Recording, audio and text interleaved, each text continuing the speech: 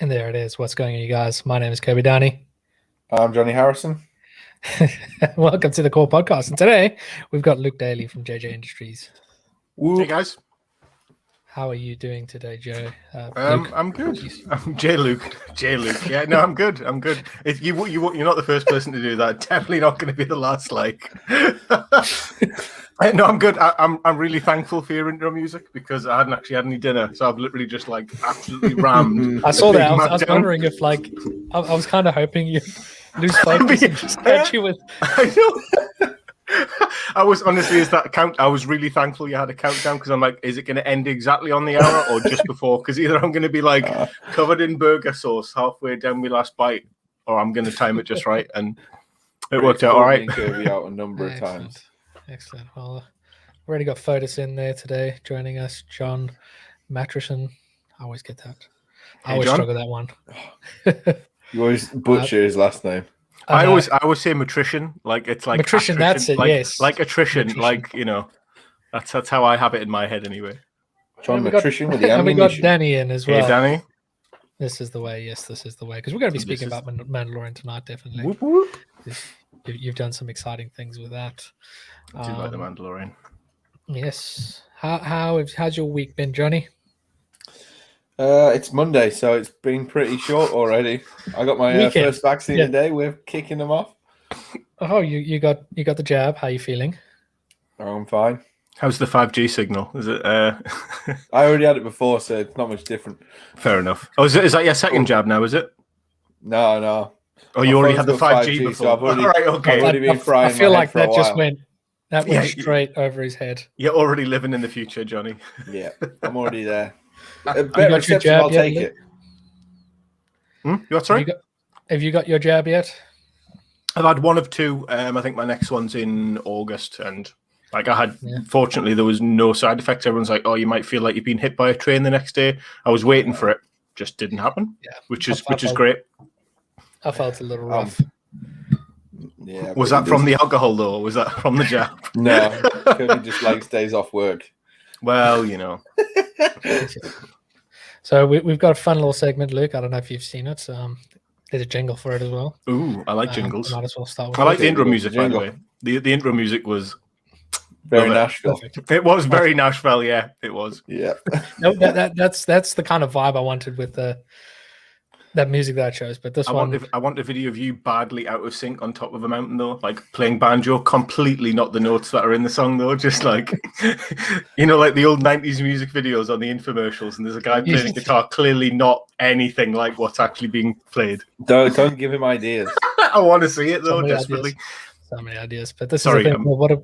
This is our little segment that we call "What Are We Drinking?" and we'll talk about what we're drinking. Ching.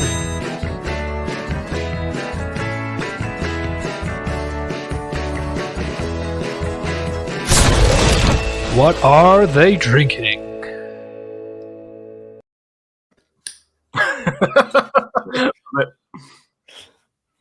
That was just... It doesn't disappoint, that jingle ever.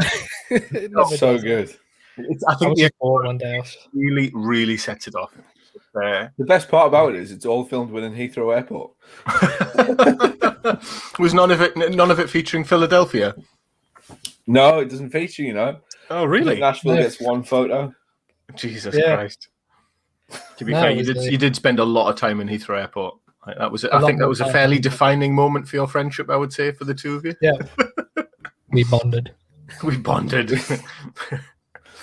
Over beer, nothing else. We had sushi. Oh yeah, we had a sushi date as well. Yeah, we hit a lot of bases that day. Well, you had quite a good system going, didn't you? Going between all the BA booths to get various cash vouchers. I don't think we've ever told the story on here, have we, Kirby, about our little British Airways we have at some point, but way back when. We kind of so good. I'm meant to guess what you were drinking, by the way. It was a feature. There was a jingle. No, we're just gonna. Yeah, that's it. We're gonna introduce what we're drinking because sometimes we like to mix it up. Sometimes we're boring. Oh, okay. Luke, we'll start with you. What are you drinking? Today I am drinking unknown brand served soft drink. No, don't worry. We'll write to them later for sponsorship money. Don't worry. Oh, will you? Oh, it's McDonald's. And of course, what is better is your set is already pre-equipped with exactly what I need, which is Jack Daniels. So Jack Daniels and Coke Zero is what I'm rocking tonight. Kirby. Luke's got the kid-sized bottle of Jack Daniels. Well, yeah, I know, because the optic doesn't like it when you put a 7-liter bottle on like Kirby would rock. You've got to reinforce your walls. I know, yeah, exactly. It's on a supporting wall, but it may cause structural issues. So I spent my entire weekend in reinforcing the back wall of my bar to hang out. So you can hold more alcohol. Well, Johnny's seen the one in our house. We've got like a tastefully small optic, just 4 bottles. That's it. Like we don't drink that much in this house, to be fair. Karen doesn't drink really at all. In fact, the most alcohol that gets drunk is when our friend KP comes around and he's like, "Ooh, whiskey." Yeah. It's just quite nice. I don't know. Karen did pretty well in Nashville. Mm-hmm. I think she does when I was shoveling. You did well when I was shoveling Jack Daniels just straight down your throat. Oh my God. I don't drink often, and I think especially when I'm doing events, because I know I'm always a little bit hazy the next day. So I definitely don't drink as much as what I used to. I used to drink a lot more. Certainly not to the lofty levels of you boys. Jesus Christ. You got to implement the buddy system, Luke. The buddy system saves a life. It doesn't save a life the next day, though. Like, you're still wrecked the next day. It was fine. Yeah. Like my day in Nashville when me and Kirby didn't show face. We were there. No, you showed face. Your faces were present. I'm not sure they were faces. I don't know. And some of the photos SolidWorks took of me, I'm not sure they were that present. No, my favorite one is the Instagram one. I did a Kirby walking up while I was working on the bike, and he just walks in. He's got his glasses on, and you can almost see the red rings wider than his aviators, because he was just dead. That day I was rough. Yeah, you were. Yeah, Kirby walked in. He just went, I don't even know. Normally it's walk in, fuck shit out, walk out. It was just walk in, walk out. Yeah. I don't think I saw much of you that day after that, to be fair. Around the corner having to sit down. Oh, dearie me. Yeah, no. It was a nice event, and yeah, I'm looking forward to seeing if there's any more in the future, to be fair, because they're always good events. Atlanta's next year. Yeah. So hopefully we'll be able to pull that one off. Fingers crossed. Yeah, I had a chat with Sean the other day as well, because I was trying to catch up, because we've been a little bit out of the SolidWorks pile for a little while. Just playing catch up. Sphere. Yeah, the solid sphere. So yeah, just trying to understand where everything's at.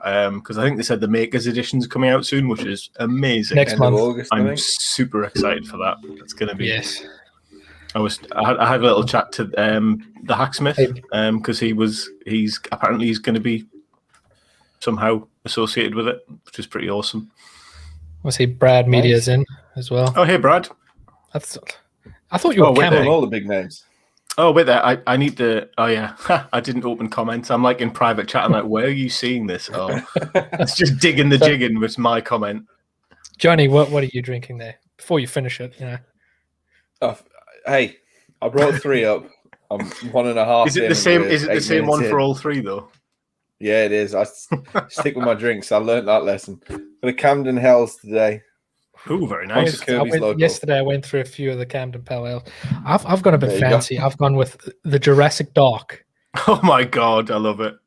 It's a dark wheat beer from Dorset. But on my side I've also got Bat Jack. How many times have you refilled that now? Not once. I've been slow. Not once. Does not once also means twice, 3 times, 4 times, 5 times. Yes. They're also not onces. Exactly. No, it's great. Kirby texted me a few weeks back when it was his birthday. He's aging. Yep. And he was in one of the Brewdog restaurants. I don't know if you've heard me and Kirby said he was Asian there for a second. I was like, no, just recalculate that. No, we're not that mean or bad or whatever you want to call it. He texted me, he said, I'm in one of the Brewdog restaurants. My table number's this. So I sent him some beers. And just as him and Sarah were discussing the strongest beer on the menu, guess what turned up? The strongest beer on the menu. But can you do that? Can you like remotely order beers to other people in other pubs? Yeah, because most pubs have like apps now that you can just order on to do the table service. Yeah. What you do is you just send them the link to the pub, and you're like, "Oh, really? I'm at table 84. Get me some drinks." So you can literally buy each other around from the other end of the country. Yeah. This is a different way of drinking now, isn't it? Really, it's like I don't want to see your face. Just give me the alcohol, please. Yeah, Kirby has like 7 pints piled up waiting. There's more just arriving. Oh, that's fantastic. But yeah, I don't know if you know, but Johnny and I, we actually own part of Brewdog now. Oh, what? Really? You've bought some shares and you've got a certificate. We've bought some shares. Yeah, okay, fair enough. I was like, whoa, I've missed a memo here. That's fantastic. Dude, the amount we talk about Brewdog, they got to be getting in contact for a sponsorship. So, like, I've got to hold 2 shares. How much is a share worth at Brewdog today? £25. Oh, that's more than I bought 8. You bought 8 shares. Wow. Yeah, you got a higher perk. You got some more free beer. Why are we lacking on this? I don't know what we're lacking on. I think I missed the. They're lacking on mobile ordering in America. Oh yeah. I went out into Durham for the first time when they opened it up, and there was like the city's smallest gin bar, which has got like only 2 seats inside, and all the rest are outside. And they're like, "Oh, you can order via the app." I'm like, "Okay." There's only me here. Yeah, exactly. Meanwhile, the waiter's like right next to you. I know, yeah, which was a bit weird because it was in the middle of the day. There was nobody there, but. I mean, it was a novelty ordering with the app. It's quite nice. I mean, Wetherspoons, which is a brand in the UK, they had this like 2-3 years before COVID and this like order from the app thing. Yeah, there's always a thing like you could people would post their table number and their pub on Twitter or something like that. just in the vague hope that someone would buy them a drink. Yeah, but like people wouldn't buy drinks; they'll buy like a bowl of peas. Yeah, a bowl of peas or like a small tumbler of milk or something. Oh my god, yeah. You would do that though, wouldn't you, to be fair? Yeah, we would. You could make the most of it though. If someone gives you, someone could order some milk, someone could order some batter, you could have, make your own Yorkshire puddings before you know it. Nice. Sat at the table. I'm sure someone ordered like a single onion ring once to someone's table. To be fair though, I kind of think those apps exist specifically for drunk people to abuse them like that. I would like one onion ring, please. Really? No, of course they don't. They're getting money. Yeah, it doesn't matter. They get their money. So it'll be interesting. But we need to hang out again, hopefully, before World. Yes. I owe Johnny a trip up to the north, so I need and I'm also in the north. Yeah. While you're here. Johnny came down last August, so I owe him one trip up. You owe him a visit. We have like a little checkbook that we write. You've got an IOU. Is it like one of those romantic tokens one? Like IOU, one delicate back rub, one visit to your side of the country. You sign it with a signature and any eyes are a little heart. Spill some beer over it so you can so I can smell like me. It's like Valentine's Day. Instead of a spray of perfume or aftershave, we just pour a bit of our favourite beer over it. Just to seal the deal. I love it. Yeah. Oh. If those who are watching, if you haven't seen Luke's stuff, we'll crack into what you do and why we think you're cool. I'm sure you've noticed. Sorry, that was so deeply awkward. Just for me. I just think I'm cool, but okay. We think you're cool. You introduced us, so I know that is the weird connection of this, I suppose. Yeah. So Luke, he invited Johnny to World in 2019, and that's where Johnny and I met each other in a pub singing karaoke. Yeah. But I mean, but our connection goes even further back, though, okay? Because obviously, goes back to my mini factory. And goes back to that Kylo Ren in your back. It does, yeah. It does indeed. It goes back to that very Kylo Ren helmet. It's been absolutely beautiful. Like, if I touch it, it'll fall apart. It's not in good shape. Oh, God. Kirby, do you remember when Luke smashed one up and just triggered everyone in the world? Yeah, that did upset some people.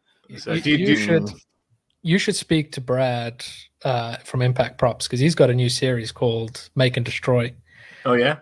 Where he makes stuff and then blows it up. and it started with a Bo-Katan helmet that I made for him. Yeah, I saw that. That was awesome.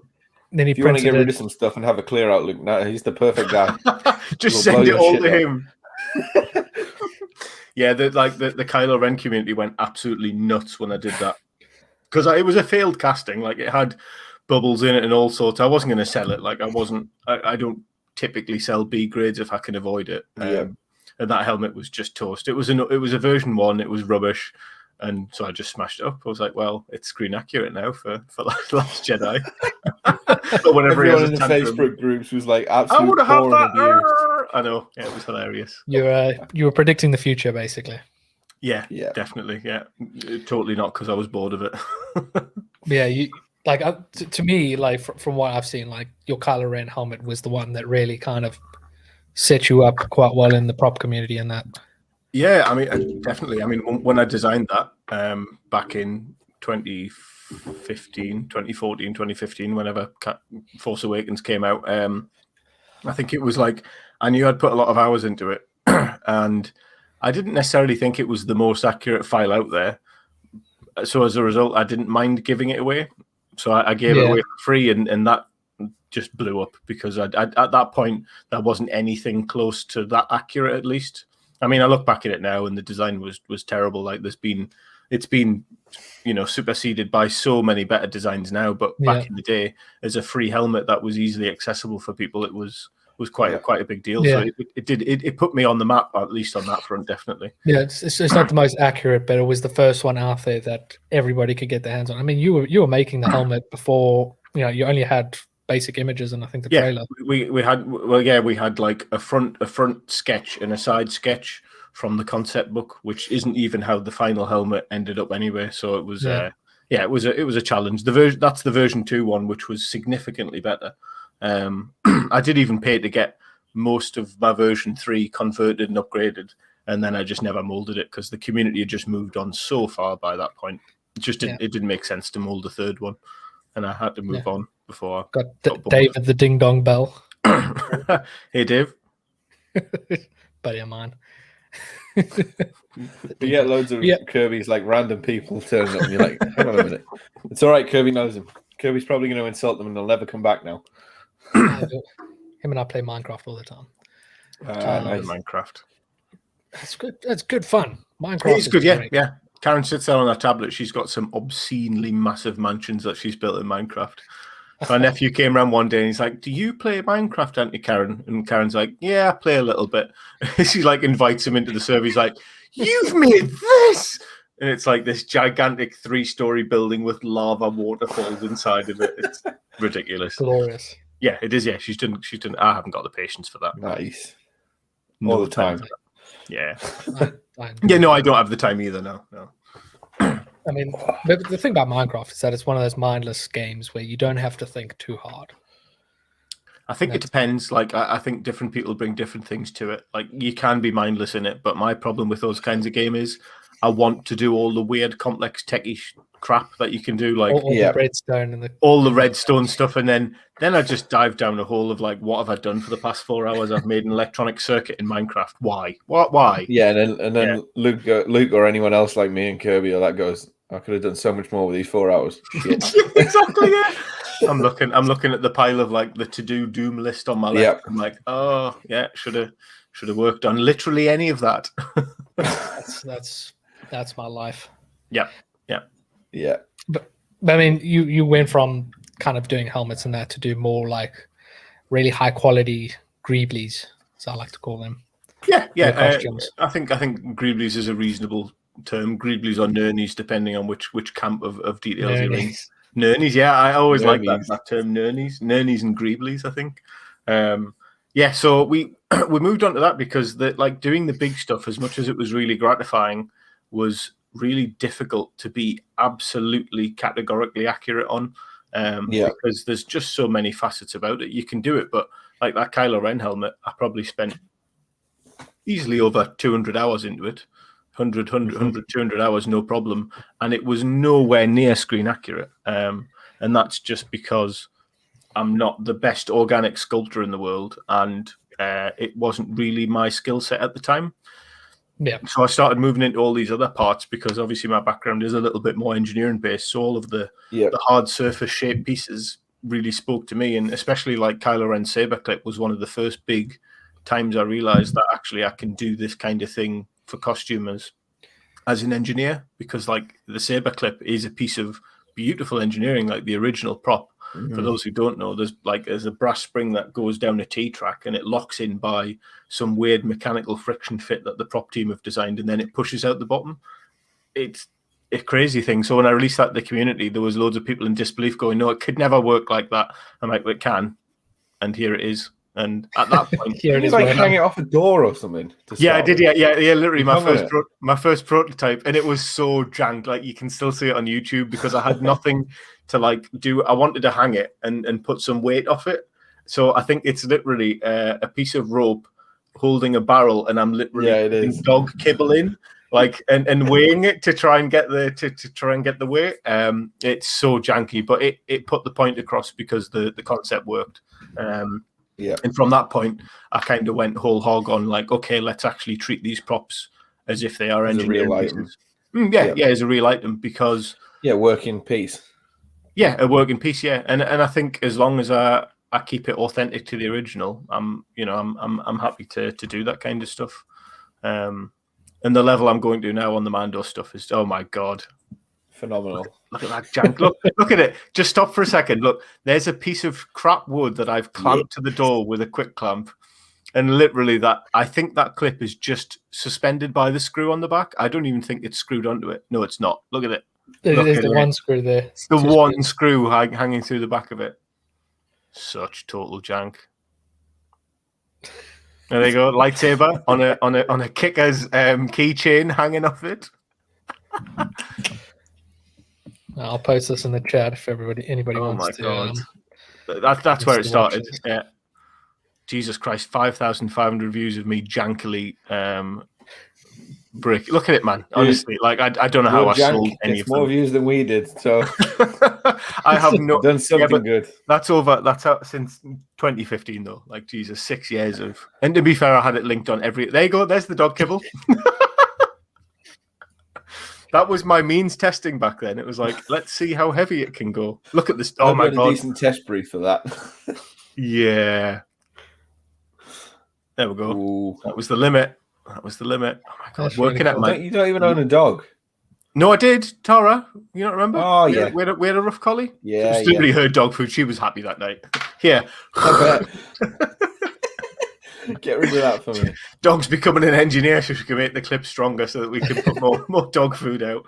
Yeah, it's funny looking back at that now because it feels like a different time now working out of my dining room, because that's where the business started, really, out of my dining room.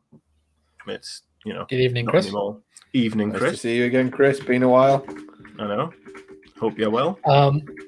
But with with what you're doing there by creating that little clip and like Kylo Ren's belt buckle and all the little bits for Mando's suit, you're kind of filling that gap for those tiny little bits, because you can go and buy a Black Series helmet. You can go buy a very high quality lightsaber. Yeah. With the helmet, you just filled that gap between when the official merch was out and the first images were coming out. Yeah, so you could get something to somebody. Yeah. I think for me as well, it was about making something achievable that was actually probably as close to screen accurate in my eye that I could actually possibly achieve. Like some of this Mando metalwork's on like version 4 or 5 now, and all the changes have been absolutely minuscule each time. But I changed a radius or something ridiculous. I think the latest one, I think I changed a chamfer from being 1 degree to be 1.5. Ridiculously tiny. Because I assume that's like after the first season finished and the second one came out, you got to see a bit more of the grenade. More images, different angles, probably. Yeah, more images, different angles. But interestingly enough, still to this day, the first event that we saw Mando's costume at, which was D23, which is the big Disney event, to this day is still the single best resources of images we have for that costume, because COVID hit and suddenly there was no touring of the costumes. Yeah. So as much as 4K on the screen is nice, it's not the same as the costume being at an exhibit and somebody going with a DSLR and taking a really high resolution shot of the parts. With every angle for you. And we don't have that for season 2. Like, we've never seen the suit tour. Like, the Beskar one, like the one that he wears the most, hasn't been on tour anywhere, and that's purely down to the pandemic. It kind of takes it back a few years to, back before you could get everything off the internet. You made all your costumes off what you saw on the screen. It is a little bit more like that. I think is saying. Yeah, I think he has got one of everything. Every piece of your Kylo stuff. I think he's probably right. Yeah. That time in the community was pretty. At least for Kylo, was pretty magic for me anyway, because we had I literally went all in. I did helmets, I did fabric, I did belts, I did belt buckles, I did saber clips. Yeah, you got fabric custom. I designed fabric, which is madness. I'll never do that. Basket weave fabric. I know, yeah, it's ridiculous. I still get messages about that every now and again. Can I buy some fabric? I'm like, no, you cannot, because it's. I guess because you're making these smaller things that are a lot more kind of you don't spend as much time on, like with the helmet and that. I think now by version 5, I've probably spent about the same time, but I can arrive at a viable product a lot sooner. Like for these, but you're able to also then spend more money creating higher quality. Yes, yeah. Well, instead of resin costs, you're now getting things CNC'd and milled. Yeah, I mean the only times that I'll do plastic is if the original is plastic. Like I sometimes I get questions where people are like, "Will you make this part of the costume in aluminium?" And I'm like, "I'm not. Don't get me wrong here.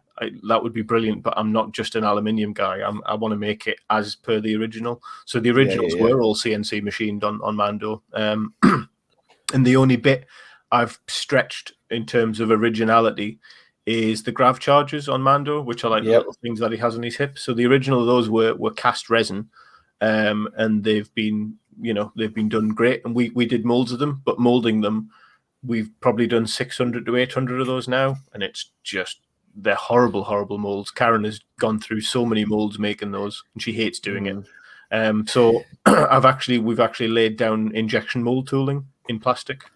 So really?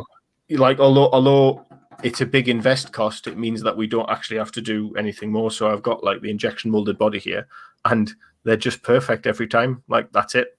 It arrives in a box and off it goes. So that's one of the few times I've said actually I'll sacrifice some authenticity because it will not matter to anybody.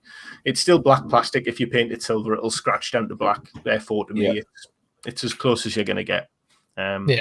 Yeah, you're going to spend a lot more getting it done in that silver and get it plated, especially if you've got that. Is the red dome?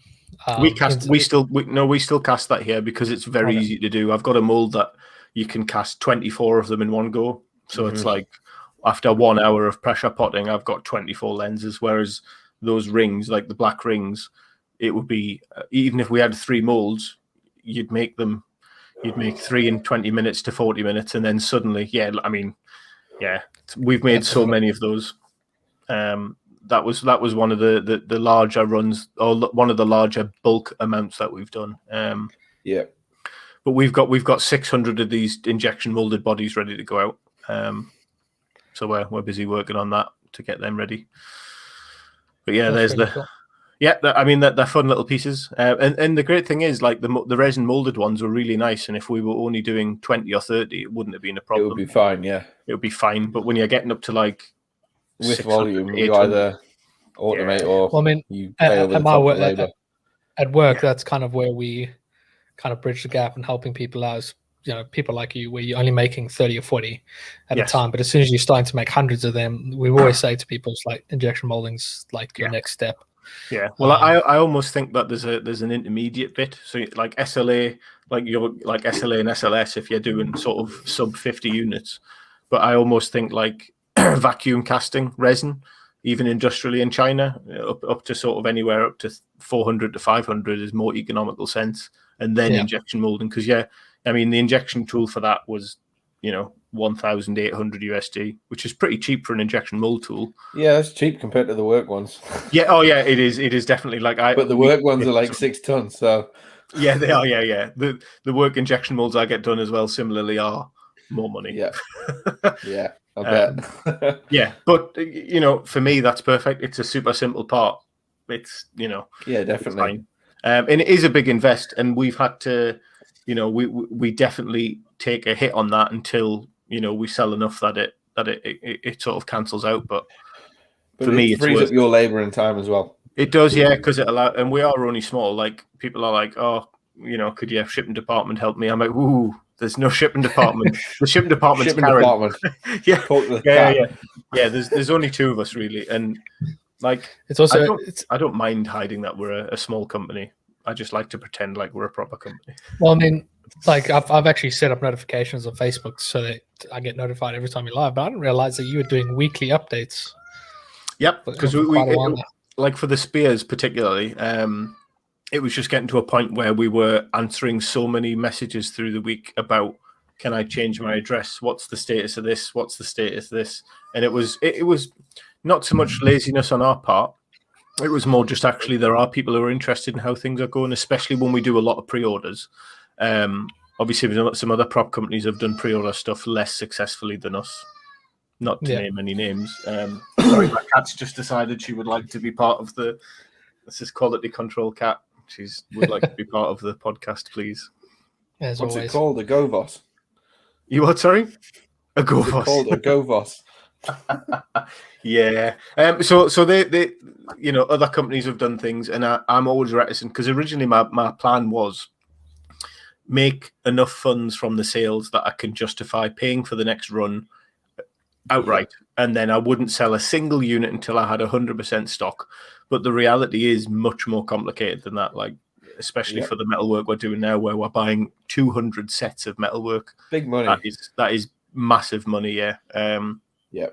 So fortunately we've got a reputation now, which means that people do trust us, and even the people who don't trust are sort of like, well, then I'll just wait until you've got it in stock. So you've got the people who can trust and are happy to pre-order, and then the ones who just wait until it's ready to ship, and then they'll buy it. And you're able to cover majority of costs up front rather than having to kill yourselves to do it. No, that's nice. Because we are still a small business. Like, as much as things are going really, really well for us right now, we are still tiny, and it would only take a few very, very bad runs to, a few bad runs in a row to be fairly catastrophic for us. So you got to just try and make sure that you got all your bases covered. Yeah. I always try like the workshop funds for us, because I always used to work as like a workshop fund where I'd have like X amount of money and that was it. And so for now that we're a limited company, I try and kind of do it as if I was to redo this project again, do I have enough money to pay for it twice? And the answer right now isn't yes, but that's the aim, to try and make sure there's enough liquidity at least that we've got available to keep making new things. Because then like a random episode of something will come out, like, in the middle of the Mandalorian, and they're like, oh, Boba Fett's got a cool ass brass buckle. I'm like, well, I want to make that now. So it's quite interesting on that front. I always liked it when they didn't introduce new characters on that show. Because you'd be like, I can have a break. I don't have to make something new from this episode. Yeah, but it's you're expanding your workshop as well now, so you're getting new tools, more fancy equipment, and that. Last I saw, you were just putting up the walls in your workshop. So I'm sure. Like, I need to catch up on your weekly updates again now. But the last one I saw, it looks like a pretty decent setup that you got there now. Oh yeah. It's quite. It's definitely moved on from. It's definitely moved on from evicting Shelob the Giganto Spider when we first moved into the workshop. Like, it's definitely gone on from there. But yeah, I mean, it's fully insulated. Every wall's insulated. It's got its Nest heating system. There's an Alexa in there to play music, and the unknown side effect of having Alexa, which is fantastic, is Alexa's really useful for setting timers when you're working on resin stuff, because it's hands-free. You're like, Alexa, set a timer for 20 minutes. I'm like, I cannot overstate how massive that is, because the amount of times I used to try and use timers, and you'd press the button with your resin finger, which would then seize the button by timer. Very quickly. Alexa, a maker's friend. Yeah, exactly. Yeah. You should speak to Amazon, dude. Get some. Yeah, we got to get hold of Amazon, Kirby. Yeah, you got it. Yeah, good old Jeff. I know you're just about going to space, Jeff, but I've got a prospect for you. I've got a better thing for you. Forget space. It's been done. we can't use our Alexa anymore because the dog barks at it. What, when she activates? Yeah, when she talks. It's just can't use it. Oh, dude, I'm so gonna wind her up when I come.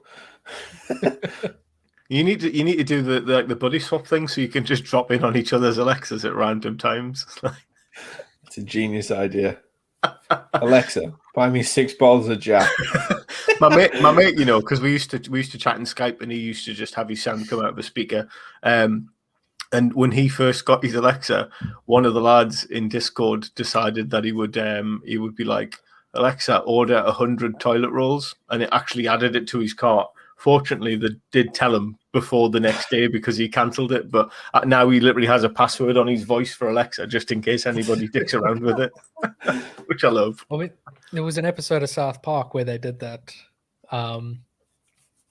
where just like Cartman was like playing around, like, "Hey Alexa, blue balls, pet blue balls on my shopping list," and it was just like all these funny lists that he would create that ended up putting these items in people's carts. Yep. People had their Alexa next to their TV, and it just became a whole thing. It was beautiful. I know. I do like it. Yeah. Well, there we go. You see, Dude, can we stop saying people? Can we stop saying Alexa? Okay. Danny, what's wrong with Alexa? Alexa, play smooth jazz. Forever. Gosh, mine's just picked up in the background. Alexa, stop. Alexa, set alarm for 1:40 a.m. That does yeah. Alexa's brilliant, but she drives me nuts because she just picks and chooses when she's going to ignore me. Fine. It's been a lot of that. Like, I know. So I read that as bullying. Yeah, true. So what have you guys been actually building during all of this? What you been up to? I don't have the PCB, but we're making a custom soundboard. Oh, really? Nice. Yeah. I got the box somewhere. I had the box. It was there. What, like a play live kind of soundboard thing? Yeah. Yes. Ooh. Kirby's been meant to be posting my set of boards for about 4 weeks, Luke. You know how he does that? So it's like it's an Adafruit board that you just program what button makes what sound, what color, and that. Just as a fun, like we can buy ones as well, but we thought like on the podcast we'll go through the design. So our last episode we Jonny catted up the model while I gave him the dimensions. We had an argument about assemblies. Kirby got annoyed because I made it as an assembly with different parts rather than just absolutely throwing fucking bodies everywhere in one part. Instead of one multi-body part. Yeah. So Kirby lost his shit. I still prototype as multi-body parts, but when I'm happy with it, I'll then like multi-assembly. Break it down. So I'll make something as Kirby a multi-body part. No, you make it as a multi-body part and then save and export it, and then you're done. And then I put them back into an assembly if I need to test them. Yeah, Kirby was showing me some stuff. Sometimes. Kirby shows me things, right? And it's just like parts intersecting parts, fucking left and right. And I'm like, dude, you can't do that. He's like, why? It's all right, isn't it? I'm like, no, it's not all right. The difference between what I make and what Jonny would make is that my stuff doesn't get manufactured or anything. No, I was gonna say like Jonny's perspective and my perspective, at least day job wise, is a little bit different in terms of controls for those kinds of files. Yeah, I'm thinking like I send that off to China to be committed to a mold tool, and some Chinese guy's going to write me back like, "What the hell is this?" Yeah, I mean, it happens. It definitely happens. I mean, some of my files are absolute jank. Yeah, if I don't, everyone has the jank files. Yeah, most of my files are still awash with blue lines, unconstrained. Just to make certain people. Today. Where's Toby? Just to make Toby upset because I loved his song, but I didn't align with it. He normally drops by, actually, doesn't he? And tells us off briefly and then disappears. Yeah, you usually your first world. You went to go watch Toby's talk where he had a whole section about he had a song how you should his song and everything, how you should constrain everything. Yeah, and then you gave a presentation right after talking about how it doesn't matter. Yeah, I was just like. That was pretty much my headline. It's like, I know everybody says you should, but I disagree. And to be fair, I still agree with that. I think the freedom to be able to create without having to be tied down, especially for creativity's sake, is fine. And yes, it will hurt you later on if you have to come back to it. But actually, sometimes not being stopped every 2 minutes because you've got to. I'll tell you what will hurt you, seriously hurt you, Luke. If What's Kirby ever sends you one of his models to fix, it will absolutely bend you over. I've learned though from certain people, whatever file you accept, that you just accept you're going to redraw it and just don't tell them. So Kirby maybe just be one of those people. I've been working on a helmet, and it's like there's a really awkward angle that I had to get at, and I would like build body on top of body, top of body on top of body until I got that shape that I wanted, merged it, subtracted it, and then deleted it.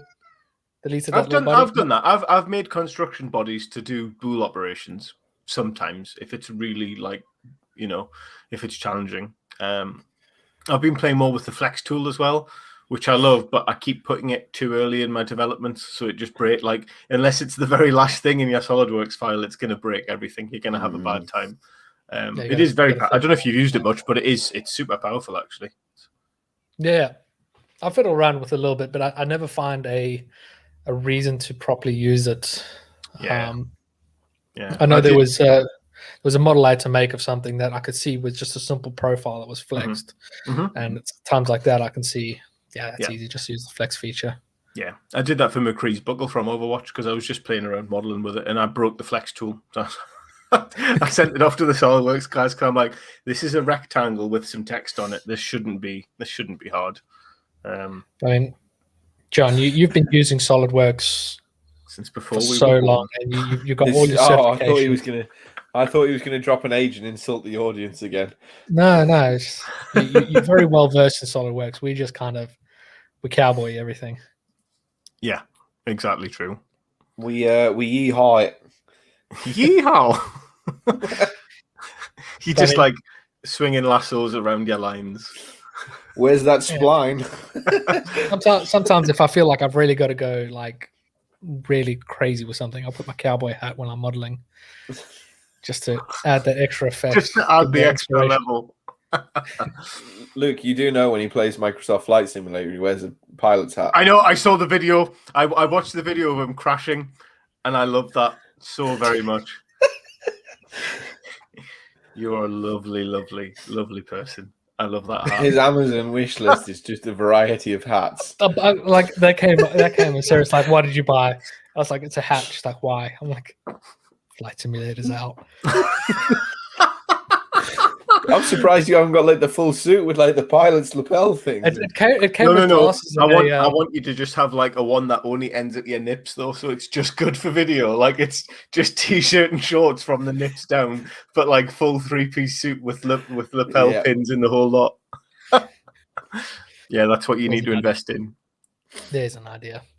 But yeah, Johnny's working on some projects as well. What are working on? Is it top secret? It's not top secret. One of them's meant to be coming out this week if I get it finished. What is it?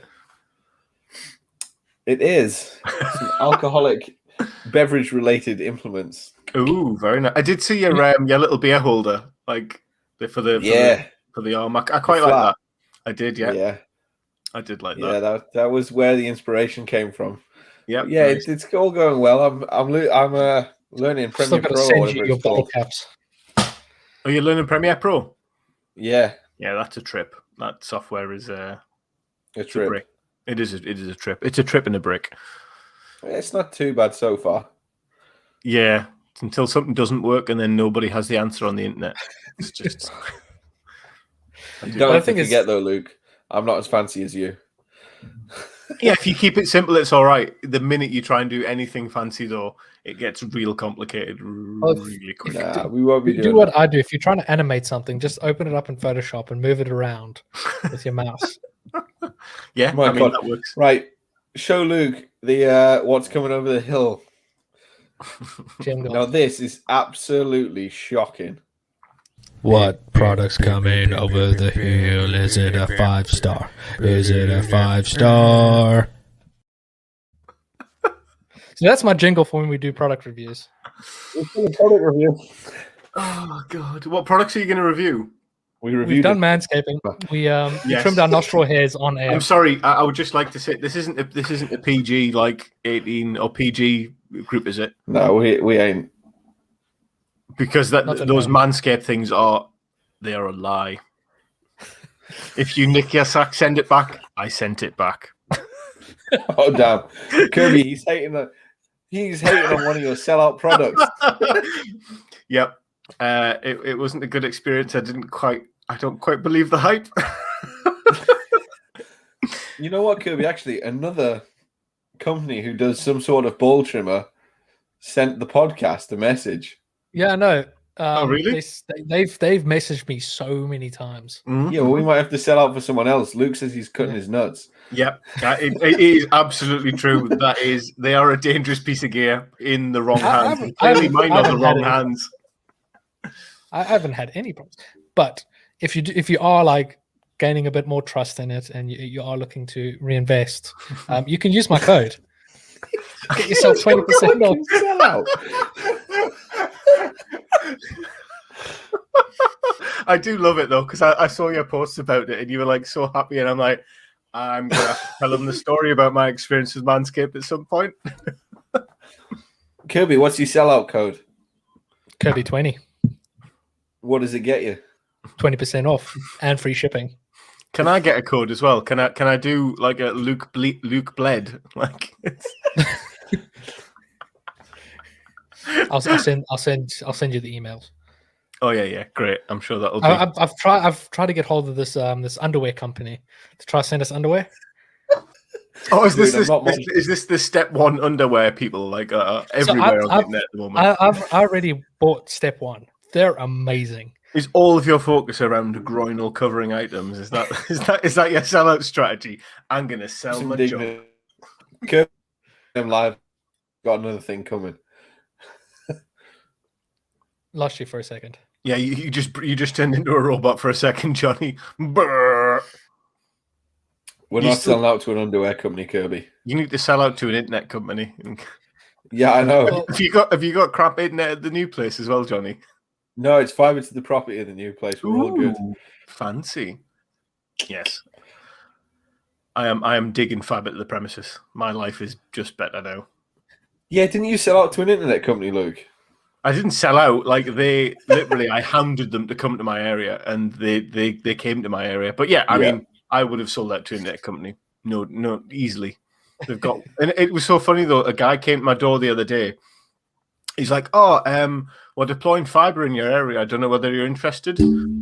He's like, "What internet speed do you get now?" I was like, 1,000 megabytes down. He's like, "Oh, who are you with?" I'm like, You should know. Like, can you not see the gigantic fiber cable like you've just walked past in front of the house? Yeah. Sat there they're busy installing fiber in our area, but I just signed another 2-year contract with BT because I couldn't wait. I couldn't wait. Speak to the fiber companies though. A lot of them are so desperate to get people onto their networks, they'll at least pay a good chunk of people's exit fees to get out. Yeah, to be fair, our new house, it's fiber to the property. I haven't heard of any of the companies that are offering it, but yeah. I mean, this company UFiber have done really well. Like they sent me a cheese board because my internet was like the first week I had it. I had some issues connecting. So I got like ping plotter and some other things so I could track where the problem was, and I tracked it back to one of their servers. So I sent them the IP address to the server, and they were like, "Thanks very much. That's actually incredibly useful." And then a cheese board turned up, and they gave me like 2 months free. I'm like, "Sure, that's fine." My mate's like, "Why? How did you get a cheese board from your ISPs?" Like, I can't even get a refund when my internet turns off. Shout out absolutely to the UFiber guys. Like, I would sell out in a heartbeat to them. Not to any company that might dash my balls into shreds, though. I'll tell you what, Kirby, you need to get in contact with U5 and never mind Manscaped. Yeah. We'll trade details. Yeah. Luke can write a letter of complaint and we'll write a letter of recommendation. Mm-hmm. Yeah. Exactly. I mean, Luke, you've been doing something really exciting with your spear, and it's been being seen by a lot of people. It has, yeah. It's definitely blown up in the past week or two, thanks to a certain Mr. Savage. So I literally just cold messaged him on the RPF because I was like, I am a massive fan of Adam Savage, and he's pretty much the reason we got into making in the first place. Yeah, from back in Mythbusters days, and so he's been my number one idol. And so I literally cut to the chase. I was like, I'm not going to put a load of text in this. I'm going to keep it short and sweet. And I was literally like, hi, Adam. Just so you know, you're a huge influence. And by the way, we've made this. I know you're making Mandalorian or a Mando costume. Would you like one of these? We've got one with your name on it. And he messaged back like 20 minutes later. He's like, absolutely, that would be great. I'd love it. And then he released that video. And if I put a wish list of like something that I would want my absolute idol to say about something I'd made in a video, it would all be in that. There it is. Yeah, because like just watching him opening up, and you can tell he is loving it. I know. Genuinely I like that. excited, My favorite bit is that he cleans the workbench. Like he decides the workbench is too dirty for it, and it's too dirty for that quality. Yeah, it is. Yeah. Yeah, there. Yeah, exactly that. Yeah. I have never seen him wipe down his workbench before he puts something that he's bought down, and yeah. Because like watching this, and he actually addresses it as well. So I was looking at that. It's like, is that like a pool cue bag? Yeah. Yes. I was thinking that, and he actually brings it up and saying, "No, it's not just a general pool cue bag. It's yeah. But the funny thing is, he tapped on exactly the route we went to find the supplier for that, which is basically, I found a pool cue bag manufacturer and said, I want a custom bag that's very similar to what you're doing. Yeah. And I knew they were the ones to do it because when we did the Phasma spears back in the day, we did use a pool cue bag. But I thought if we're going to do this in bulk, I should probably get some custom made bag. But yeah, it was a pool cue bag manufacturer who made it for us. Which is really weird because when I was trying to get quotes off them, they were trying to like big themselves up. So they kept sending me photos of like all these really high up snooker stars who like, here's this world champion snooker guy who's using our bag. I'm like, I don't know who this is. But they were really proud of it. I'm like, yeah. But that whole spear is all metal, isn't it? You what? Sorry. Which one? Johnny. No, I can just imagine Luke being on this email like, that's great, but can I fit my spear in it or not? I know, yeah. Well, they were all trying to sell me generic stuff. They were all like out of the, because I got in touch with about 4 or 5 before I found one that would actually do a custom bag. Because so many of them actually say that they manufacture them, and they don't. They buy it from another factory. Yeah. And it takes quite a lot to find people who actually make things sometimes, even on like Alibaba, because normally for sourcing things like that, I just go on Alibaba because it's not a high value item. No. We found a supplier in the end, and like, yeah, we'll make literally to whatever you want. So it was a bit weird making a design for a fabric bag because I've never really done that before. So it was a new process for me, but I kind of like that about what we've been making, that it's always something new, like learning how to specify for designing fabric bags or you know, turned metal drawings and things like that. I like doing new things. But I mean, the packaging also makes the product. I mean, oh yeah, definitely. You didn't make a massive spear that comes in a big box. You made something that people can take to their conventions and can actually travel with it. And I think that's one of the main keys to hit when it comes to making a cosplay is how do you get it? Although I think quite a lot of the people who bought this have actually just bought it just because they want it. Like, I think a lot of people just wanted it as a display item, and I hadn't quite appreciated how big the saber and saber adjacent community is. Like the lightsaber community is the just collectors. massive. Yeah, like, and they'll spend, you know, £700-800, you know, nearly £1,000 on a lightsaber. So when we came along, exactly, and so when I came along with the spear that was less than £200, people were, that community was like, this is and some of them even said you should be selling it for more. But for me, it was, I wanted to be accessible, and we're still at a point where having things that are low enough price to mean that more people will access it is good for us. Because every person who posts a nice photo of a spear is like free advertising for us, which we can't pass up. Yeah, I mean it's a really good piece, but like how, and I think I've seen you you've tackled this already. Obviously, it's a spear. It's a metal spear. It is a spear. Yeah. How do you get away with taking that to a convention? You don't. I think is the general rule. You wouldn't actually get away with it in a convention, and I've made no mysteries about that. The tip is rounded. It's like a 6-7 mil radius on the top. Still a long length of metal, though, isn't it? It is, yeah. At the end of the day, even if you put a solid blunt lump on the end, it's 2 kilograms of metal. If you rammed it at somebody, it would go through them. Damage, it would do damage. So I make no bones about that. I don't sell it on the idea that it's con-safe. However, I am working on a rubber tip for it, which will cover people for some events. Like some events will be happy with it, some won't. So we're going to get some short 85 rubber, which is like shoe rubber. We're going to get the threaded pieces put in the rubber permanently, and I'm going to get the tips sprayed in Alumoluster, which is the same thing that all the Beskar armor is painted in. Right. Yep. So people have been hounding me to get these released, but actually it's not as easy as just like mold one of the metal tips and release it. No. Because painting rubber is a very, very specialized thing, and it's going to cost a chunk of change to get it done. I've had to do that kind of thing. Well, Danny Hoblin definitely wants one, and he's also like a huge fan of Tested and Adam Savage, and watches all his videos and that. Yeah, well, I remember Danny turned up to your first user group when I came down. That's where I met. I met Danny, I think. Yeah, he goes to a lot of Comic Cons. He makes a lot of his own cosplays. Yeah, his stuff's great. He does a fantastic Malgus bits and pieces. Sorry, what were you going to say, Kirby? I interrupted you. Where can people find your spears and stuff? You can find them on our web store, which is store.jjindustries.co.uk. And also you can follow us on JJ Industries on Facebook. You can get through the store that way as well. Got you back. Oh, there we go. In the chat. Thank you. Yeah. So for a reason. Yeah, we've got we're just in the middle of doing wave 2 for pre-orders now. So wave 1 totally sold out, it's totally shipped. Everyone's got them now, bar the couple that went missing in transit that I'm very upset about. A lot of your rants on Facebook are about how about ship. I know. I have to. I realize now that when I look at my record of Facebook posting, that I have to not post next time about shipping, because I realize like probably my last 5 or 6 posts, which were maybe like 3 or 4 months spaced, were always rants about some shit with the business. You can break it up with a rant about Manscaped. I'll get Kirby cancelled as a sponsor. I can't do that. Well, Danny says you have good memory. Yeah, well, that's rarely said about me, but thank you.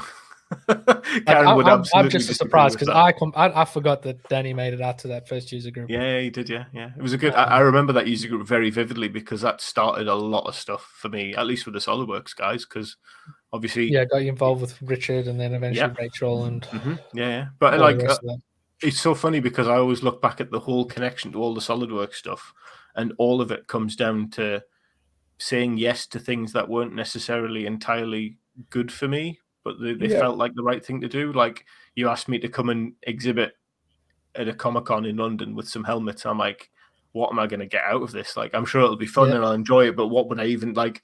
And when you think about things transactionally at the time, there was nothing out of it, but actually, I had a good time that day just chatting shit about. I absolutely loved it. And for Fanta me, grape. Fanta grape. If I came back after that day and nothing else came of it, it would have been a great day. But like, I think sometimes when you do those things, sometimes good things do come out of them. And then you had your user group meeting, and then there was the SolidWorks stuff, and Rachel sent me a message at 2 a.m. saying, "Would you like to come to SolidWorks World?" That was Chris crazy. says he'll take a rubber end. Will you now? Hoo-hoo, just the tip. Sorry. Honestly, I'm gonna struggle to contain myself professionally on the page when we go to release the tips, because I just have a continuing wave of filth in my head. I just got an image of like Jurassic Park. I got an image of like Jurassic Park doors opening and all these little tips just like running around. Well, Luke, if you need any descriptions writing, I apparently have a hidden talent for it. Our web store descriptions are amazing. Are they prime? Oh, I'll have to check them out. Are they just any that aren't, it's Kirby. I can give you a read of one or two of them. Go on then. Let's hit me with it. it's taking a while to load. We need to sort this out. Tell you what, Kirby, while we're on merchandise, why don't you pop a link in our chat so some of our viewers can pick some merchandise up? Supports our channel, helps us fund projects, and helps you advertise for us. So our description for so we got stickers. Ooh. Oh, my stickers here.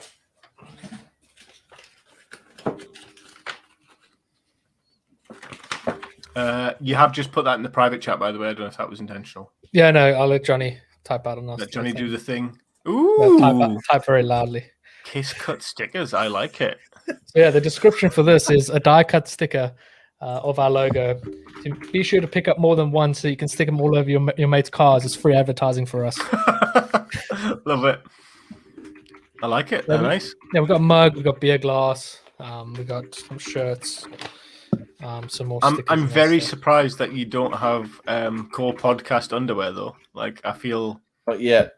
kind of feel it's not on brand for you though, Johnny. If I'm totally honest, They do Kirby, sorry. leggings. They do leggings.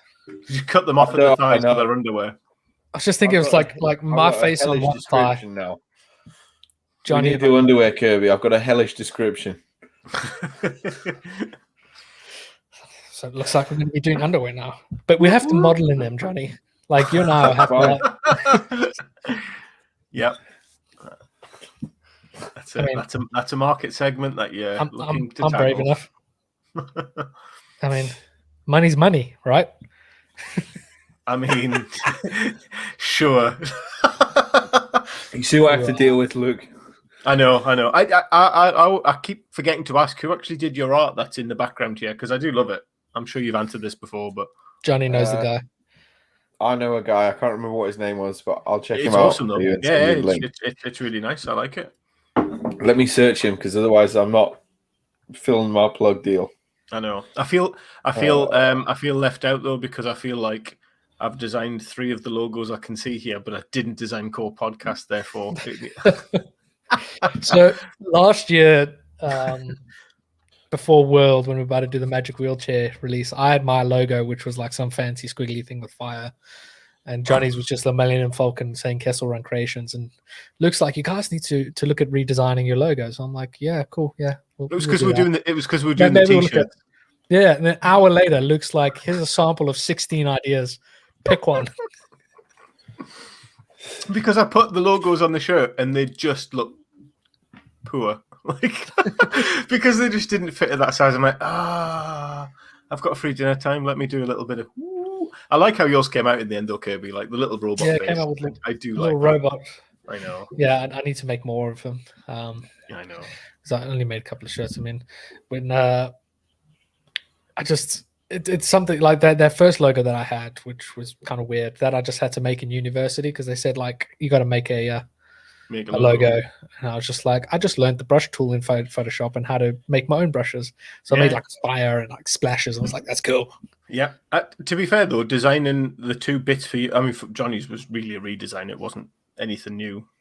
Kirby's was a new logo entirely, but like. I actually find it easier doing other people's design stuff than my own. Like doing the JJ Industries logo took me bloody ages because I just, I'm not subjective when it's my own work. When it's someone else's, they always say that you should like kill your babies when you're doing design work. You've just got to make a lot of stuff and delete it all. Whereas when you make it for yourself.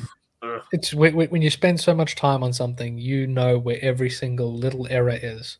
Yeah. And that's all you see is the errors, the mistakes, the things that are inaccurate. Mm-hmm. You know, you're looking at every single little detail with a fine tooth comb, whereas someone else, when they look at it, they don't see any of that. They see the overall thing as it is. Unless you start pointing out like where you don't like areas, they will see it. But I think overall thing is. I think a lot of people have said it before. Like perfection is definitely the death of progress. Like Well, it's not. No, sorry. Different conversation in my head. Perfection is not the death of progress. No, I was looking for the guy who did our artwork and I can't find it. It's just the timing of your progression. If progress is the death of... Nope, disagree. Kick him out. No, I can't find him. We'll have to plug it next stream, Kirby. I honestly cannot remember. I was sure it was Craig someone, but it clearly isn't.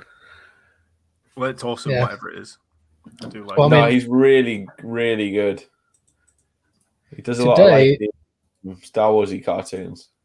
Oh, really? Nice. Sorry, Kirby, go ahead. Today, interestingly enough, is exactly 1 year from our first episode. Ooh, congratulations. Happy Yes. anniversary, boys. I know, right? Thanks. We're going to go out for dinner. Hey, Much later. Rachel.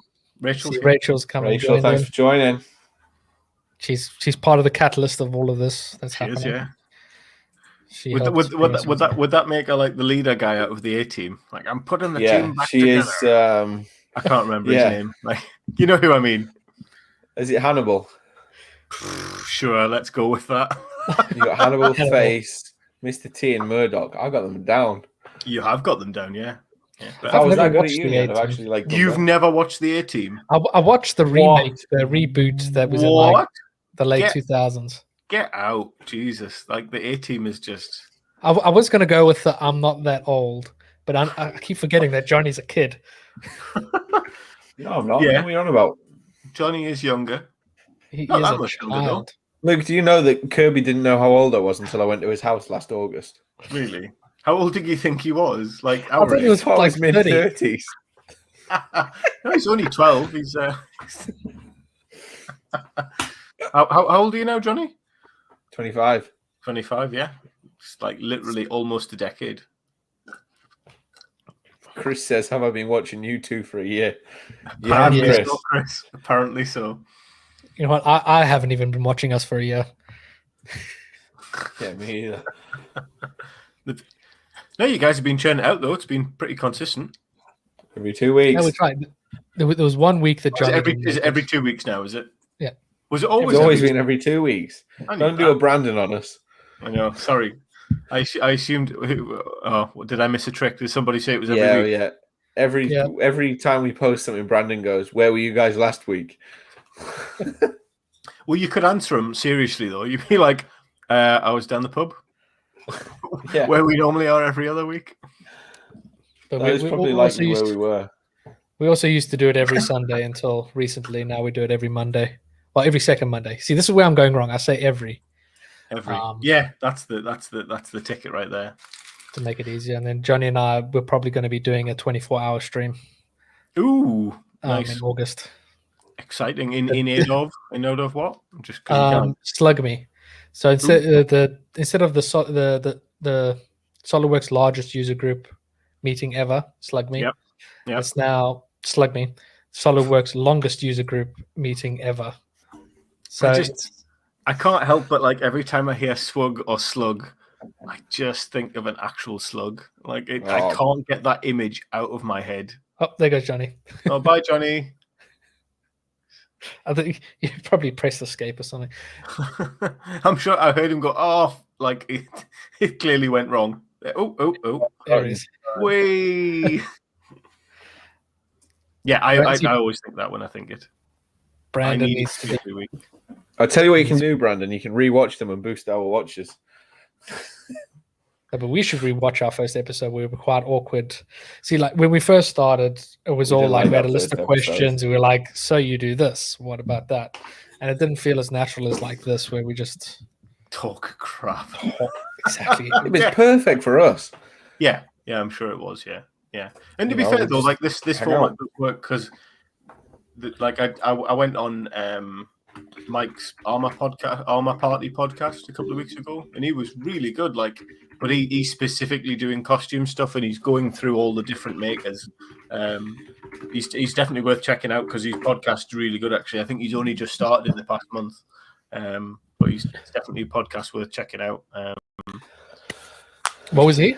Armor Party podcast. So he's literally specifically from the costume communities, and he's going through with different makers on how they tackle different things or run as companies, or how you do CRLs and things like that. Kirby, while we have Perfect. Luke from the Northern Hemisphere on, I'm going to From do a the cheeky little north. plug for my new SolidWorks user group, Ooh, Nieswug. nice work. Nishwak. Nieswug, mate. I kind of feel like that means you'll get nout out of it. You Like get something out of it. you'll get knee swag, get knee swag. You get to see my face a few times a year. How often is it going to be? Is it going to be quarterly? What's the minimum requirement, Kirby, for a year? For a free ticket to World, yes. At least for a year, but I'm hoping to do it every 2 months. Yeah, okay. I mean, is there a ton of SolidWorks? I'm sure there is a ton of SolidWorks users in the north. There's quite a few actually. Yeah, Durham has a lot. Well, Durham's got a Solid Solutions office up there. Yeah, I've been there once. They had us come to have a look at when we were first. Yeah, they've actually offered us a room to host user groups in person. Have they really? Oh, Very nice. Oh, yeah. I mean, it's in their interest to offer that, though, isn't it? Really? Yeah. I'm sure there's a rule against that, though. Is there?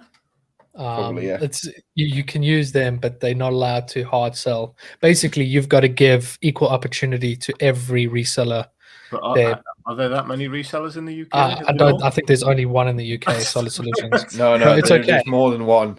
There's more than one, but Oh, Solid Solutions has a 95% market share. Right. Okay. Yes. Yeah. So, like hosting it there, you kind of give an unfair advantage. But yes, I we think have in the other UK, options. Yeah. I mean, if you hosted it there and allow the other resellers to come in, yeah, but there's no hard selling either, so the reseller shouldn't be there selling the product. It's educational stuff. That's all it is. Yeah. Yes. I mean, are you guys fiddling with any other CAD stuff, or is it all? Is this a? I've been playing with X Shape. Oh yeah. How's it going? Because I've looked at some more of the free flow videos, and the only reason I haven't made the jump to dive in is because I kind of know the workflow in other software that begins with F. Fusion. Community manager. Yeah, Fusion. Yeah. My inner community manager is smiling right now. Rachel enabled all of this to happen. Exactly. Luke, it's like you read my mind as I was typing. What's that? Rachel. Literally. Rachel started it all. Yeah. I remember Rachel sending me that when you told me, like, am I going to be free to maybe go to World? And then I checked my email 2 a.m. It was like this official invite from Rachel York. Like, it didn't know who this person was. It's like, we would like to invite you to SolidWorks World. And I'm like, I didn't fully understand that. They were like, yep, we will bring you here. Yeah. Well, you didn't break anything on the way, so while you were there. So, so what would you say about that's what you need to start plugging, Kirby, travel insurance. No, what we need to start plugging is scooter companies to hook us up. What, just so you can get unbanned from the services, Johnny? I'm only banned on Uber scooters, Luke. How's the scooter thing up north? It's getting there. Good. Middlesbrough is absolutely swimming with them. Yeah, so Sunderland actually, because my sister-in-law lives there, and when we drive to go and visit, like they're swimming around in there. I don't think it's gonna. I don't think it's literally swimming, or just like in the area. Well, I was about to say, in Newcastle, the River Tyne is absolutely full of them. I bet it is. Yeah, I bet. Crackers. I know that. I'm fairly sure they're not going to allow them in Durham because it's all such steep hills. And I just can't imagine Durham being the type of city that would allow. Well, it's kind of like Nashville when we had the speed restrictions and the curfews. Oh, that was so bad. You'd go from like top speed and it would just drop you down to like 6 miles an hour. You'd be like, well, this is pointless. It was me and Karen were going, and I don't think it was Nashville, but we were driving down. No, in fact, was it Nashville? I can't remember. Anyway, we were going down this long stretch of road, and there was a pub there and whatever. And we saw like the policemen on horses and everything like that. And it wasn't until like the second last day that we passed a tiny little sign before you enter this path, which is like no scooters on this area. No, that was Dallas. Violation. That was Dallas. Yes, I remember that. And I was like, it was where the train carriage and everything was, wasn't it? Yes, it was. And I just remember, like, literally on the last day, we'd been slamming up and down here all week because it was like, fun. Do not scoot. And then the last one was like, do not scoot here. It's a violation. But the police didn't even stop us, and we passed them like 3 times. So clearly it was a law that they weren't interested in enforcing. They got better stuff they probably heard the accents and just like, tourists. Yeah, tourists, yeah. Bloody English. Bloody English, yes. Exactly that. Oh, awesome. dear me. Yeah, so it's good because hopefully next year we can all hang out in Atlanta again. I hope so, yeah. Or this year we get together for a barbecue. Yep. Yeah, especially if Kirby's coming up north. I can't host. I haven't got a house. I mean, I have a house. You can come to my house. I own a house. Well, own a house. I have a mortgage for a house. I don't own it for quite a few years yet. I own 10%. Yeah, I own 10% growing by 0.25% per year. Exactly. Minus interest. So I actually lose money. Oh God, yeah. Mortgages scare the living daylights out of me. Like, Well, I'm going through a remortgage at the moment to reset my fixed rate. okay, yeah. So yeah, we did like super boring, but we did 5 years on this one because we were just about to go into like probably it was before the pandemic, but the housing market wasn't looking like it was going to be stable. So we're like, let's just lock in a 5-year deal. Yes. I'm glad we did now. Best we could do is 2, because we went in with like bare minimum 2%. No, 2 years. All right, I was like 2%. How did you get 2% mortgage? Jesus Christ! So yeah, with a 5% deposit, like they were just like, all right, we'll let you through. Like you try and do that now after the pandemic, they're just no. But this new one we're getting, it's paying exactly the same amount, but for 5 years. Yeah. But in the 2 years that we've been here, our valuation's gone up by 40,000. Oh, sweet then.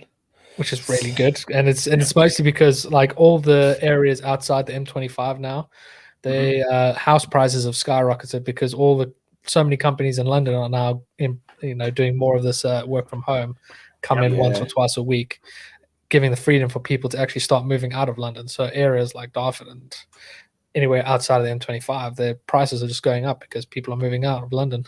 Brilliant, yeah. Keep riding that wave till it's worth an obscene amount of money, and then just retire into the countryside in a mansion, which you'll be able to buy for like 1/19 of the price that your house will be valued at by then. Like when you were showing me you sent me links of some of the places you were looking at. I was just like, I could buy that with what we got. I could buy that with our deposit. Yeah, exactly. Yeah, no, I love where we live now. It's just nicer. Everything about it is just happier. Like, we went to Dorset the other weekend, and just like every little village we're driving through, I said, so it's like, wouldn't you love to live in a village like this? And she's like, nope. Yeah, I would not want to. Like when people laugh about, oh, I'd love to retire at the countryside. It's like I would not like to retire in the countryside.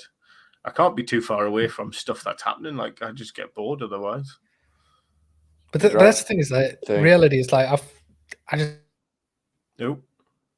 Is this me or is this you guys? I don't know if it's me or Kirby this time. I think it was a bit of both. It was a bit of both, actually. You both went. I was like, it must be me because both of you froze at about the same time. I think Kirby's still gone. Yeah, he has. Yeah, I'm here. He's here. He was just being Drax the Destroyer, being very still. Yeah, so it's been good actually where we are now, because having the workshop at the bottom of the garden has literally allowed us to grow the business. Couldn't have done it without that. Yeah, like before you were like sanding in the bathtub and. Well, Karen was sanding in the bathtub. That's a very specifically Karen trait. Absolutely. She Luke has not done no that. bathtub sanding. No, I don't do no bathtub sanding. No. The number one rule for prop making is get yourself a Karen. Yeah, not the bad kind of Karen, the good kind of Karen. No. That's the other type of Karen. Yeah, it's slowly trying to change people's concepts of Karens, one Karen at a time, and there probably won't be more Karens. Yeah, maybe all Karens just need a piece of sandpaper and it makes them happy. What, you think it changes them? Yeah, Karens at birth should be given like a roll of 80 grit. And they slowly get up the grit schedules as they get older. Happy 18th birthday! Here's some 8,000 grit. You can barely see the difference. I know, exactly. Yeah. It's I mean, we've loved it now that we've got the workshop, because we've got my niece has just had her first week working with us last week, so she had I mean, you know, she's being paid more than minimum wage, so she is very, very happy, because I think minimum wage for her age is like £4.50. I'm like, I cannot pay you £4.50. That I just feel bad paying someone $4.50. She's putting out more work than what an 18-year-old would that I don't know. So yeah, she's doing great. Danny Sands in the shower. Nothing wrong with that, Danny. As long as it's not hot water, though, I'm not sure that'll probably help you. So unless you're having stony cold showers, like I couldn't imagine. Well, I mean, he washes his resin in his bedroom as well.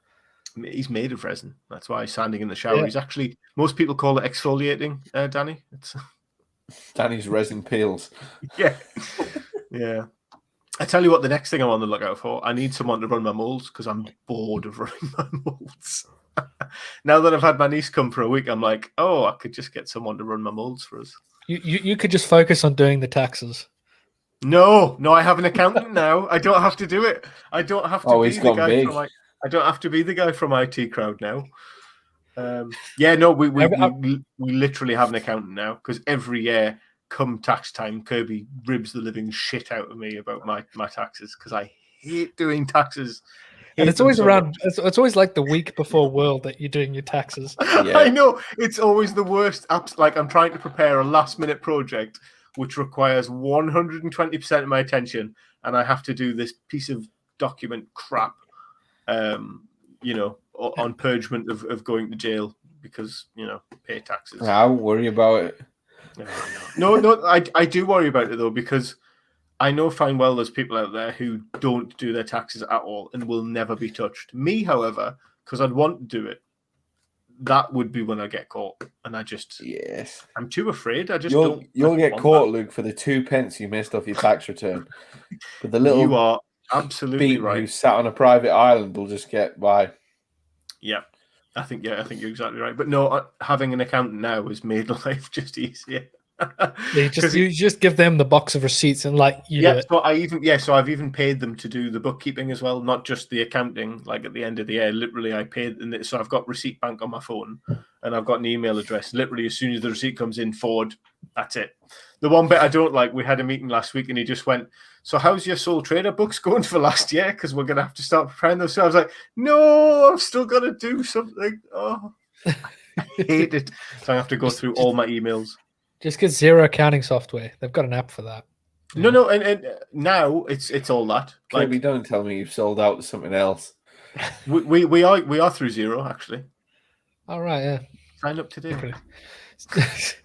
See, I haven't justified Xero because I can't be... 20.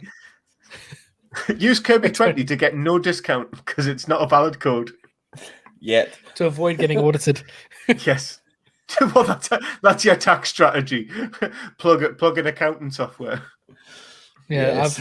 I can't justify the monthly fee for Xero because the amount that I'm earning doing freelance stuff is so tiny. Most of the time, the government's been like, don't pay, don't worry about it. You're not earning enough. I know. The only reason because we did really, really well last year, especially even just before the Beskar Spears. So when we got the accountant, he just opened my mind to a whole other world of accounting that I just wasn't even aware of. Because obviously that's Karen's the co-director now, because she works in the company, and it didn't make sense for me to be getting any proceeds from the company because I already have a full-time job during the day. So yeah, they're helping make sense of it all, and they're talking about you're offering tax allowances already used, so you make sense to use Karen's. It's just all the little tax things. I don't know how they expect it to be understandable. I don't know. I know you understand it, Kirby, for the most part, but to an extent, yeah. As soon as it gets to accounts and receipts payable and all that stuff, where it's like cost of goods sold and all. I'm like, I sort of understand the concept of it, but not the reality. And yeah, it is literally that little clip from Black Books where it's just like, have you received any income from foreign interests via the accounting scheme of 2016? And I'm like, because there are questions like that. They're literally questions like that.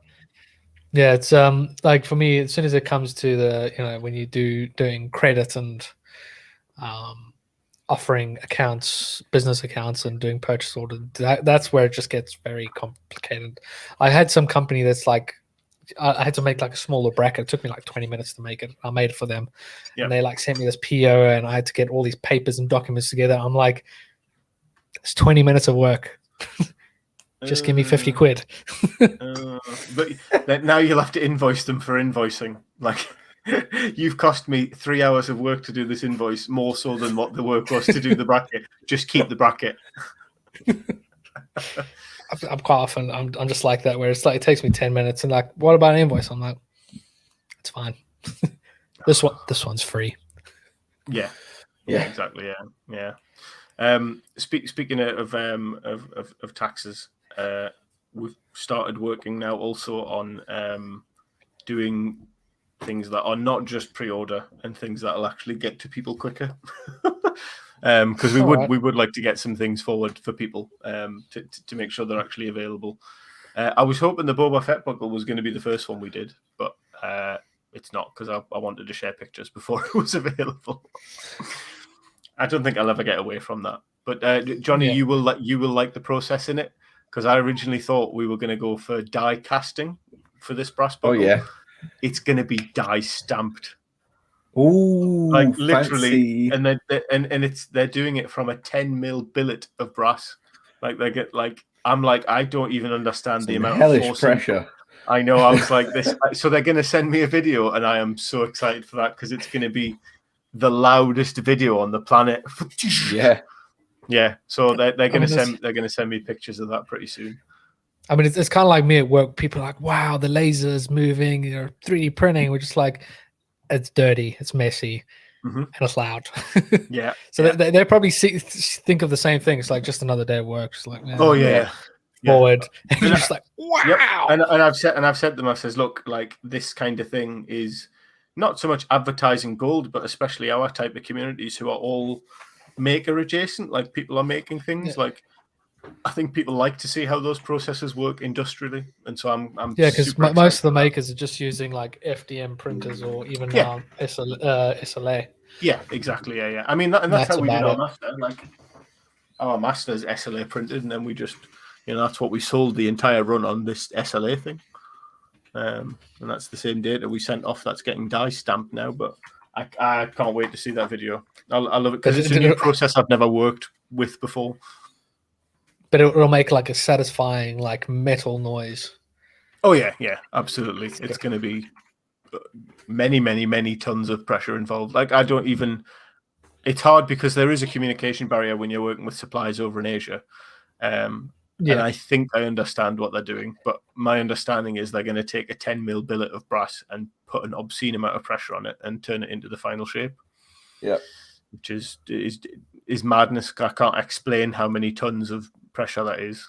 Johnny will have a vague idea of it. I've got a vague idea, but it's a lot. We can do a simulation in SolidWorks. You could, and I can guarantee it's a lot of pressure. I don't know if you can do die stamping in SolidWorks. Can you? I've never really looked at any of that for the tooling. I'm sure someone knows how to do something. Oh yeah, I just you assume could probably you could apply a force to just a square billet and then figure out how many tons of force you have to apply to reach that thickness. Yes. Yeah. Because you can measure your deflection. Yeah, you can do that one, Johnny. No, you're all right. I'm too busy. Yeah. I mean, it'll be exciting when Maker Edition comes out with SolidWorks, because it's. Have they announced the feature list for that yet? Like, is there going to be any major limitations to it, or is it going to just be SolidWorks? So you have SolidWorks full desktop. You've got X-Shape and you've got X-Design. But as far as I'm aware, there's no local saving. It's all cloud-based saving. It's all cloud-based.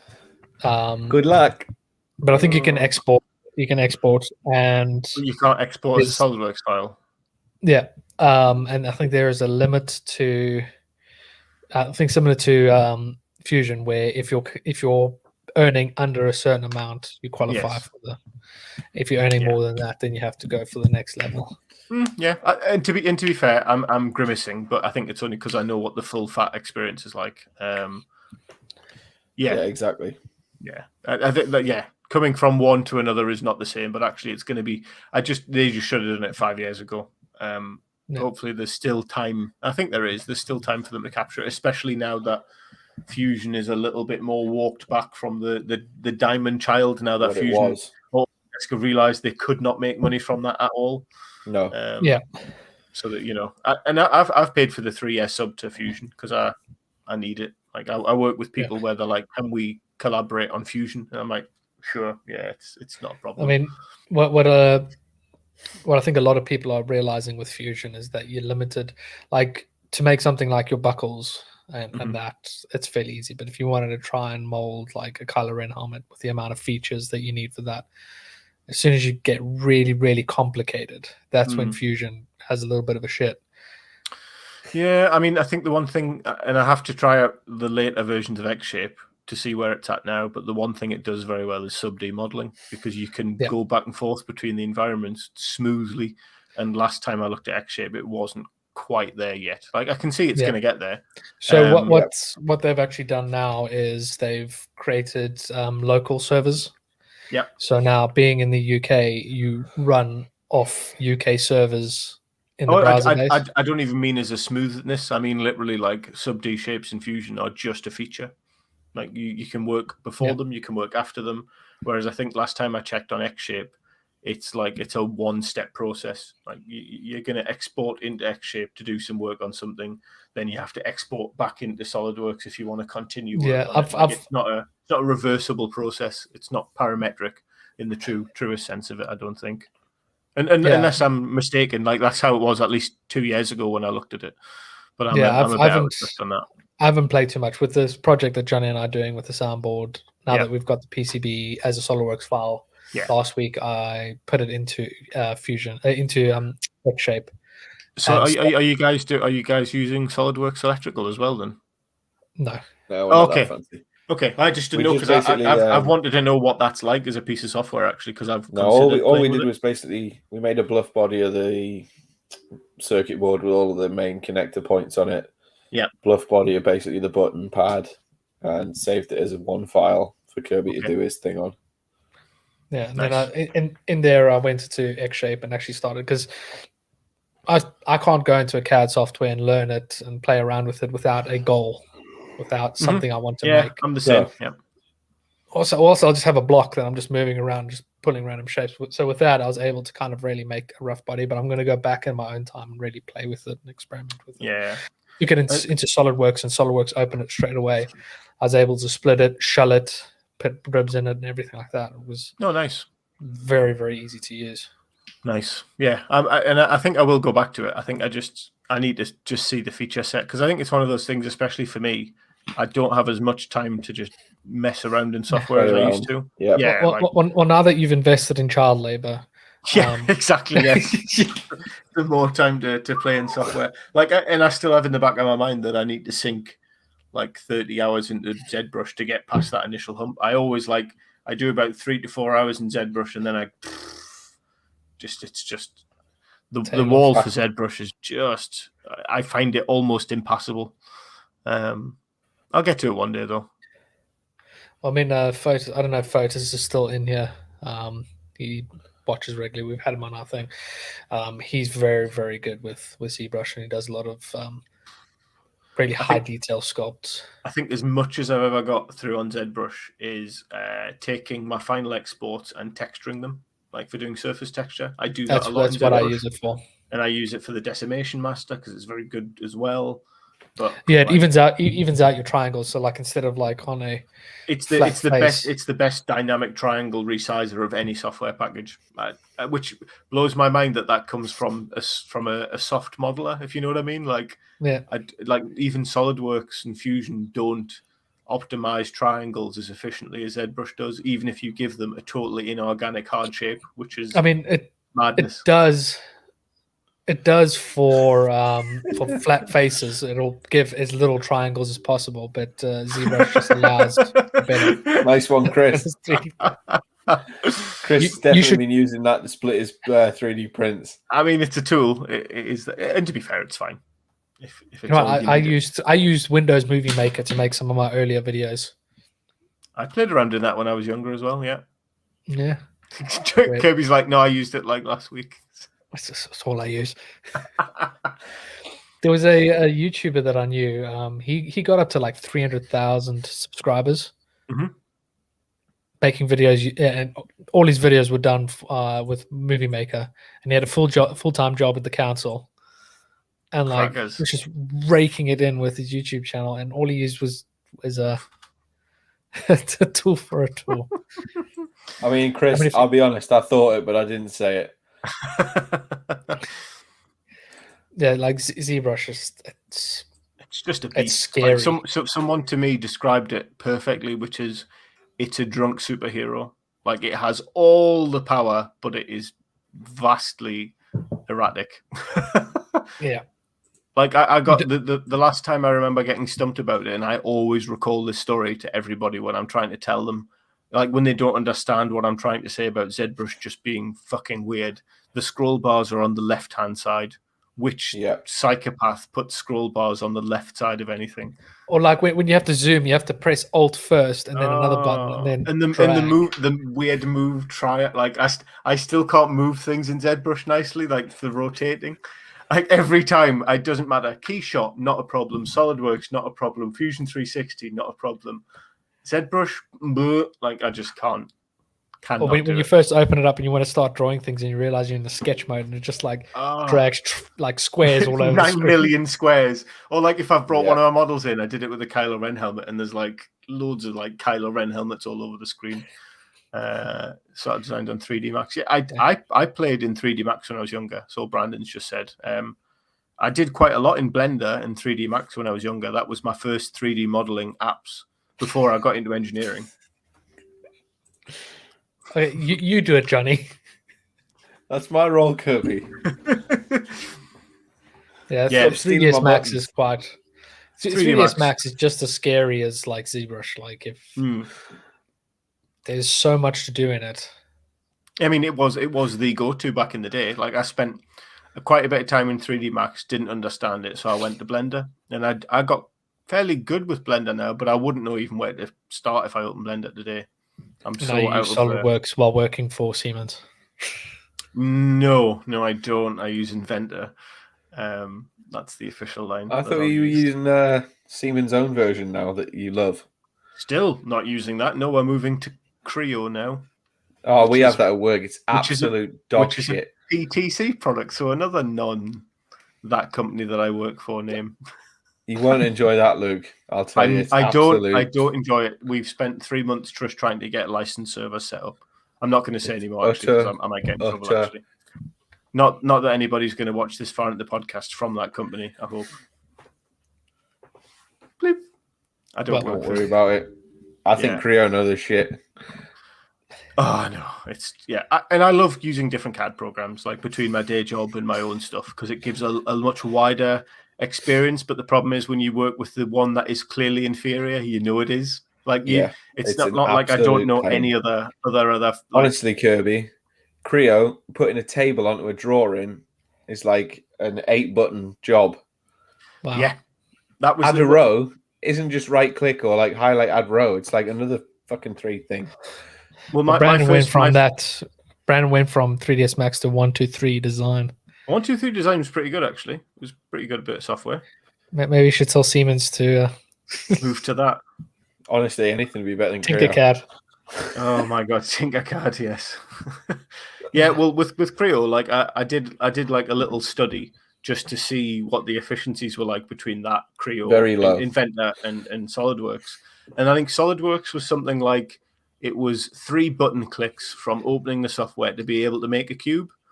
Inventor was something like 7, and Creo was something like 15 or something ridiculous. Yeah, because it was like open, start a new document. Do you want a template? No, you don't want a template. You've missed a step. Yeah, you haven't set your working directory. You haven't set your working directory. You haven't. You need to orientate the plane correctly. You need to draw the rectangle. You need to accept this. Like, oh my god, I'm dreading it, if I'm totally honest. Yeah, well, I opened it and I went, nothing's opening. Have you set your working directory? I'm like, what do you mean I've set my working directory? I just want to open a file. Surely the software should figure out where everything is. No. Why would it, obviously? I think the thing is, like those ecosystems that people know, and I dare say love, because there are people who will know and love it.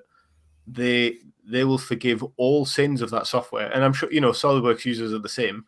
There is sins that SolidWorks users know about and will forgive, like regularly. Like I don't know how the sketch tool or the sketch picture tool has never been fixed in SolidWorks. It's such a janky piece of crap. I love it because I use it all the time, but I hate it because it breaks all the time. Yeah. Every SolidWorks world, I will find the guy who manages it that year, and I'll spiel my crap at him, and he'll say, "Yeah, it's very nice. Just unfortunately, it's not." But at least SolidWorks finds your files for you. Yes, that is true. Yes.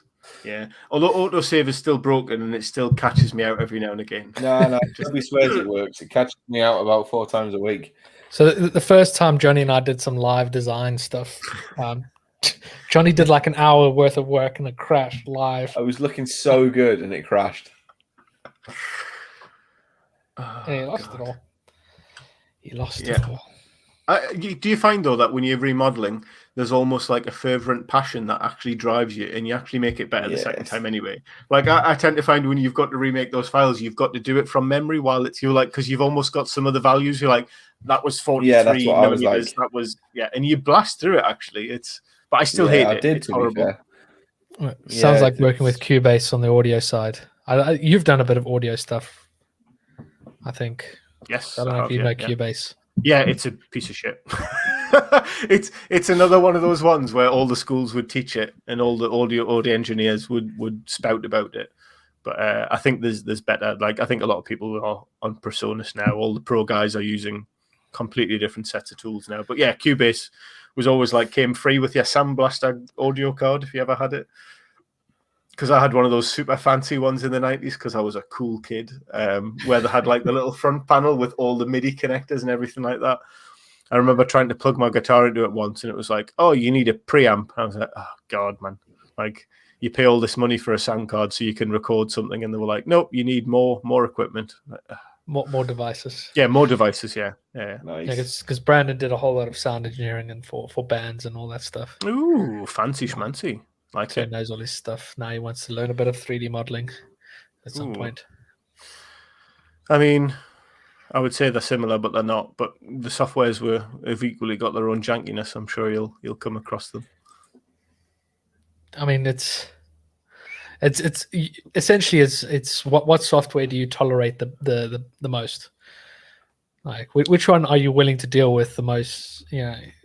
Which one will you take the most crap from? Exactly. Not Creo, Jesus. Honestly, I've gone from SolidWorks to Creo and I feel like stabbing myself every morning. Thanks. I'm feeling hopeful for the future of my I wouldn't be. job. It's utter shit, mate. So upset. I was quite glad I do less design in my new role because I don't have to use that shit. Yeah, well, we'll see.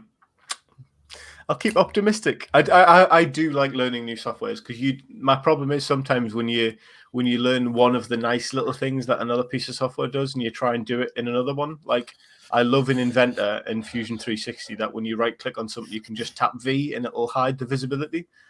The amount of times I go into SolidWorks and I'm like right click V, oh, it doesn't work here. Like there's no. That happens with if I spend too much time in ZBrush and then I go to SolidWorks and I try to zoom in SolidWorks and I do the whole Control Alt thing. I know. Well, I go between SolidWorks and Keyshot quite a lot because we do all of our product renders in Keyshot. Not SolidWorks Visual. No, Fusion. Never mind. Visualize. Don't like it. Not a fan. I got the license key for free when they gave it away, and it is not intuitive. I'm sure I could spend the time to make it so I could use it, but I don't know if you've ever used Keyshot. It's so good. So good. Keyshot is beautiful. And I think that's what the SolidWorks guys are facing. Really for Visualize to be a competitor, it's so powerful. Keyshot. It's so powerful, but so simple to use. Mm-hmm. That's what I really liked about it. And then I opened up Visualize and I had a little click around and it felt like I was trying to set something up for an animation in Blender. And it's really complex. I just want to render of this bottle cap that I just made. Yeah, exactly. Yeah, you can't get to the nice end bit quick enough. So yeah, it's good software though. No, you got to figure out what works best for you. I've just seen Brandon's comment. It's like finding your wife. You find the one who pisses you off the most intolerable way and you stick with them. Fantastic. Yeah. So softwares are like wives. You find the one that you work best with. Yes. Kirby was just seeing if Sarah was sat on the sofa then or not. Just waiting for the empty bottle of Jack Daniels. The chair. Yeah, exactly. Yeah. Yeah, she's deep into TikTok at the moment. So, she's looking. Just looking, you might be in the next video, Shit. Kirby. Heads down. and that ends tonight's podcast. Maybe she's watching. She can't be watching. You'd have killed her by now. I would have. Or she'd have killed Or you. she'd have killed you by now. I think is what he meant. Yes. No, it's not made for kids. But yeah, like whatever software you're going to use, find what gets you from point A to point B the quickest and easiest and the most efficient way. Like I might be able to make a helmet relatively quickly in SolidWorks, whereas Photos, for example, can make a helmet really quickly in ZBrush. Yep. It's all about what you want to achieve out as well. Like you've got the Sean Fields of the world who can like fall asleep, and on his progressive walk of falling to sleep, he's 10 minutes between walking into the room and falling asleep. He'll have made like 3 helmets. Yeah. So obscenely prolific, that man. To me, Sean Fields in our community is the closest to a real world prop maker, because like all of us guys, the way we do it, we're trying to replicate someone else's work, correct level of jank, which is actually a totally different field of making, really, to actual prop making. Yeah. Because actual prop making, it's tight deadlines, it's tight budgets, it's tight schedules, and Sean Fields, I think, could work in that space. I'm sure he does on some of his stuff, but he just spits the stuff out, and it is like if you didn't have something else to base it on and millimeter compare, that would be it. Then we'd be spending all the time recreating Sean Fields stuff. Like it's so good. He's created a workflow that, if he wants to create a helmet, he knows what steps to do that. Whereas I've only made 3 helmets. Yeah. And each time I make a helmet, I spend a lot of time trying to figure out how I'm going to achieve it. But if you do as many as he has, he's very much an organic sculptor though. And he is. His hard surface stuff comes from that space of sculpting rather than details, whereas I get stuck in the mud of the manufacturing side of things, which is like, how am I going to make this? He doesn't really focus on that. He just makes the model and makes it, uploads it, and then other people print it. Yeah, and also, but I think his experience, at least for making them printable, came as he's gone. Whereas mine's I want to make it printable, and I get stopped at every little corner. I'm like, ooh, well, I'll need an M3 fixing here. I need to go and spend a little bit of time looking for the right screw to get the right hole size. I'm like, it's irrelevant in the larger scheme of things, but for me, that's just how I work. I would like to go back and make a helmet at some point again soon. I just haven't found the right project that I want to. Yeah, that's what you got to find. And I think for me, it was Bo-Katan was like, that's a cool surfacing model. And that will help. That will push me to explore surfacing a lot. Yep. So I dived neck deep into that. Was that all the next design? Was it? No, that was all SolidWorks. Well, SolidWorks surfacing. Ooh, you sadist. I don't think I would go back and do it that way now, if I'm totally honest. Like now, knowing what I've known with doing things in sub-D modeling, I once made a cube with a cylinder on it. Well, was it just the tip? Just the tip. To be fair, though, Chris, my spear isn't really much more than that. It's a cylinder with a weird shape on the top of it. It's just a load of revolves. It is a load of revolves. But that's the thing, is that you spent more time investigating and working out how to produce it. Yeah, exactly. Yeah, a lot of that was actually looking up things like galvanic corrosion, because you've got steel ties with aluminium parts. So if you don't have the steel ties zinc plated, you effectively make a battery, because you've got aluminium steel, and you make a cell. So the whole spear is effectively as a battery. So to stop parts of it just corroding randomly, we've had to get, we've got to make sure everything's zinc plated so that you don't get a galvanic charge generated, which is, you kind of have to think about those things when you're dealing with massive long lengths of metal. But yeah, it's still a fun process. But I enjoy the manufacturing and making side of things. It's pretty crazy. I enjoy it. Yeah, I mean, I don't like painting. I don't like sanding or anything like that. That's why I've got a Karen. I printed a Iron Man helmet on one of my FDM printers, and I got bored of the sanding, so I just printed one at work, so I don't have to sand it. I mean, is it an SLA, you guys? Oh, you did it on the object, did you? This is MJF. So HP. Ooh, very nice. Yeah, it's not a nice machine. Nice print. Nice prints, though. You're coming from a professional space, though, aren't you? Where you can compare things. Like, if you just had that part by itself sat on a desk, though, as a prop, and it didn't have to interact with any other parts. No, it'll be fine. Like, it's very, very rigid in that. It's just the actual machine compared to our EOS SLS machines. Like, you've got some professional reservations about it. Yeah, there's so many more considerations needed to be made while printing an MJF, whereas SLS, you bung that bad boy in the machine as many as you can, and it'll do its job. Yeah. I was going to ask, actually, in terms of SLS, and this is definitely more of a professional question for you, what sort of volume of complexity would you say makes sense to move to injection molding? Because I've got a design which I think is only going to be producible by additive that I'm going to need to do. So I can cut to the chase effectively because, so I've got these grab charges that I'm doing at the moment, and I'm going to have a chassis inside, which is for activating the button.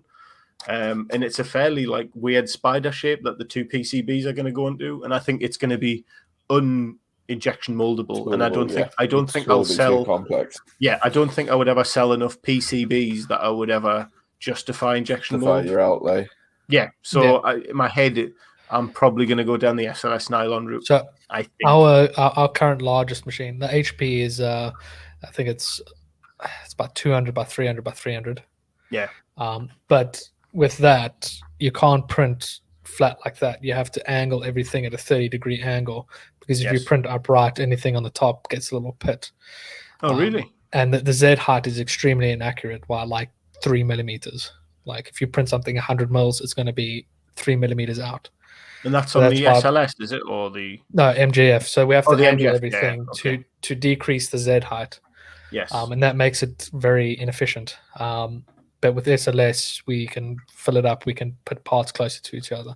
And for the SLS, our biggest volume is, I think, 200 by 300 by 600 high.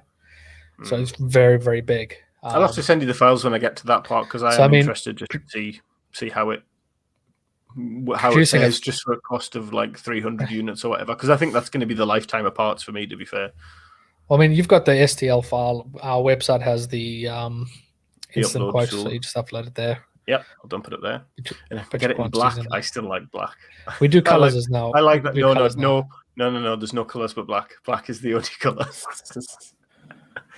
Oh, Brandon's killing you, Kirby. 597 high. That's not the height of a P3. Of a what? Of a P3? Yeah, it's our biggest machines is a P3. Oh, okay. P396. But yeah, it's the HP. It's good for big open parts. So like a helmet, for example, will be super cheap. Yeah.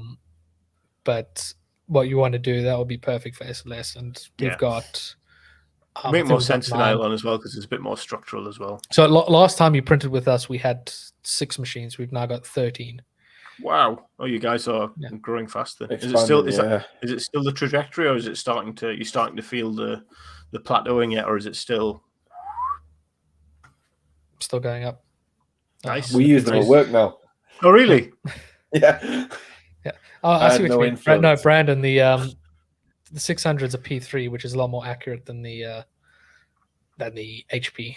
But we're trying to work with HP, and we're trying to create our own scaling software to try and counteract that and make it more accurate. That's really weird, though. Like you would kind of think they would account for that in their own software, though, or their own slicing, or whatever it is that's running it. They've tried to, but the reality is we're the only 3D printing bureau in the UK that has an HP. But they're selling it as a commercial product. Surely other people are experiencing it. But the rest of the people have it. They're using it. They aren't doing we're doing at least 6 prints a week, which to HP is like, wow, really, that many? And we're like, that's half as much as what we want to be printing. Yeah. I mean, I'm sure you'd like to print like 20 prints a day from it, really. Like it's we want to try and do 2 print. We want to try and do 2 prints a day, because a full build is about 14 hours. So what's the difference between a machine like that and, say, the ones that they're using industrially over in Asia? Because obviously they've been doing it for probably half a decade now over in Asia for industrial SLA. And those gigantic, massive bats. Oh, the P5s and that stuff. I have no idea. Like I'm fairly sure that they're not the likes of HP. They always look like Chinese specific machines, but they So must what we've discovered is that the bigger the machine, the more inaccurate it can be, because you can't control the cooling as much. Our smallest machines are our most accurate, most reliable. Is heat still a thing on SLA as well as SLS? Oh, you mean MJF? Well, yeah. I mean, to me, MGF is like another form of, isn't it? Because isn't MGF still? It's powder based, like resin. It's powder based. Yeah, instead of using a laser, it uses an ink and heat. Oh, I didn't know that. Yeah. So multi-jet is what? Is it still doing the sintering layer of powder, except it's using an ink to a really hot ink? Is that how it's curing it? No, it's uses a heating lamp. So if you think of SLS as a Form 2, where it uses the laser to draw the profiles, versus like I've got a VoxLab, which is a UV screen. Yes, so DLP. So it's DLP. So that's kind of like the MGF, where the MGF basically prints out the profile of everything. Yep. And it means that it just does everything in like one swipe. Oh, okay, I'm with you now. So literally, as the head passes by, it'll micro heat an area and fuse that. It'll shoot down little droplets of a fusing agent. Oh, so it's not necessarily bonding via heat; it's chemical bond, basically. Yeah, it's chemical, and then the heating lamps will then fuse it, cure it. Okay. Oh, okay. So it's like dropping in ink, and then I guess the UV lamp. It must be a UV lamp, I guess. UV curing. Maybe? I think so. Yeah. But instead of like the resins that do that, you don't need to do an after cure. You just the parts are fine straight out of it. Yeah. Awesome. But you do get a lot of problems with heat in that, because the fusing agent's black, so it absorbs a lot more heat. So you can get a lot of heat trap in that. And especially I guess over like 600 mil of depth, that heat warping could be quite significant. I guess, which I can understand now that I understand how that works. The very bottom central area is where you're going to have your better accuracy. As soon as you go out to the edges and the top where they cool faster, the accuracy is going to be out. But I mean, HP, if you look at it like a form labs where everything is integrated, everything is, it's a walled garden. The HP build unit, you load all the powder inside of that, and you load down to the machine, and it feeds it through that. It's all like this. It's an integrated ecosystem, whereas with the rest of the machines, it's kind of like this, where you just powder everywhere. It's very, very messy. Yeah, I'm sure that's healthy. No, well, but I mean, but I think that's a good little place to leave this. Wrap her up. Yeah, thank you very much for having me today. It was nice to hang out with you guys. No, it's been a lot of fun, dude, and hopefully we can do it. Let me show. If you want to follow Luke, his Instagram's there. There's also in the description below. There are his links. Yep, and we'll blast out on our platforms as well. Yes, since I've got social media. I'm sure those that have watched have learned a lot about stuff that don't matter much. It's been good. It's just been nice to chat. But yeah, thanks very much, everybody. Ryan's hiding in there. Oh, hey, Ryan. Yeah, thank you for joining us there, Ryan. Bye, boys. Boys. But yes, Luke, it's been fantastic hanging out with you. Yes, guys, thank you very much. I wish you all the best. I'm sure it's going to be. Yes, good. It's been a year. I need to make our banner with party hats. I need to make that at some point. Yes, you do. Yeah, that was your job this week, Kirby. Well, the week has just begun, so. Yeah, but yeah, podcast. So don't ask me how my week's going. Yeah, well, happy anniversary, boys, and thank you very much for having me on. It's been a pleasure. Yes, it's been fun. Now you get to watch me mess up my socials. Ooh, go on then. No, he's been doing well lately. Ooh, I have been. So if you want to follow me, I'm at KJ Designs 365 on everything. If you want to give me a follow, it's at Castle Run Creations. Everything apart from Twitter. He don't like Twitter. If you want to follow the podcast to see when we go live or anything else, we're being a bit more active on social media lately. I'm going to post some old clips and fun things. So if you want to follow us there. On Instagram, we are at thecorepodcast.contact. On Facebook, we are at the Core Podcast, where the O is a 0. On Twitter, we are at the Core_podcast. No, I got that wrong. We are, You got it wrong. On Twitter, we are Yes. at the _ Core Podcast, and on YouTube, we are the Core Podcast. We'll be live every 2 weeks on a Monday night at 80 p.m. Where's the buttons? Buttons. Just while we're on, Kirby, if any of the other core podcasts that have given up want to sell us their links, that would be greatly appreciated. Oh, is there others? Like, I was like, why is it the core with the zero? I was gonna be like, you've got a zero there, right? It's core with the zero. Oh, It's because No, we created we all know. the name and banners and all that stuff, and then we decided let's do social media next. We went, oh Yeah. shit. Oh dear. Yeah. Thanks Oh, very well. much, guys. Cool. Thank you for coming, Welcome. Brandon. It's been good, Danny. It's been good fun, Ryan. Thank you for everybody that's joined us tonight. Thank you very much, Luke, for joining us tonight. Cheers, guys. Good night. See you guys in the next one. Bye. Bye. Bye.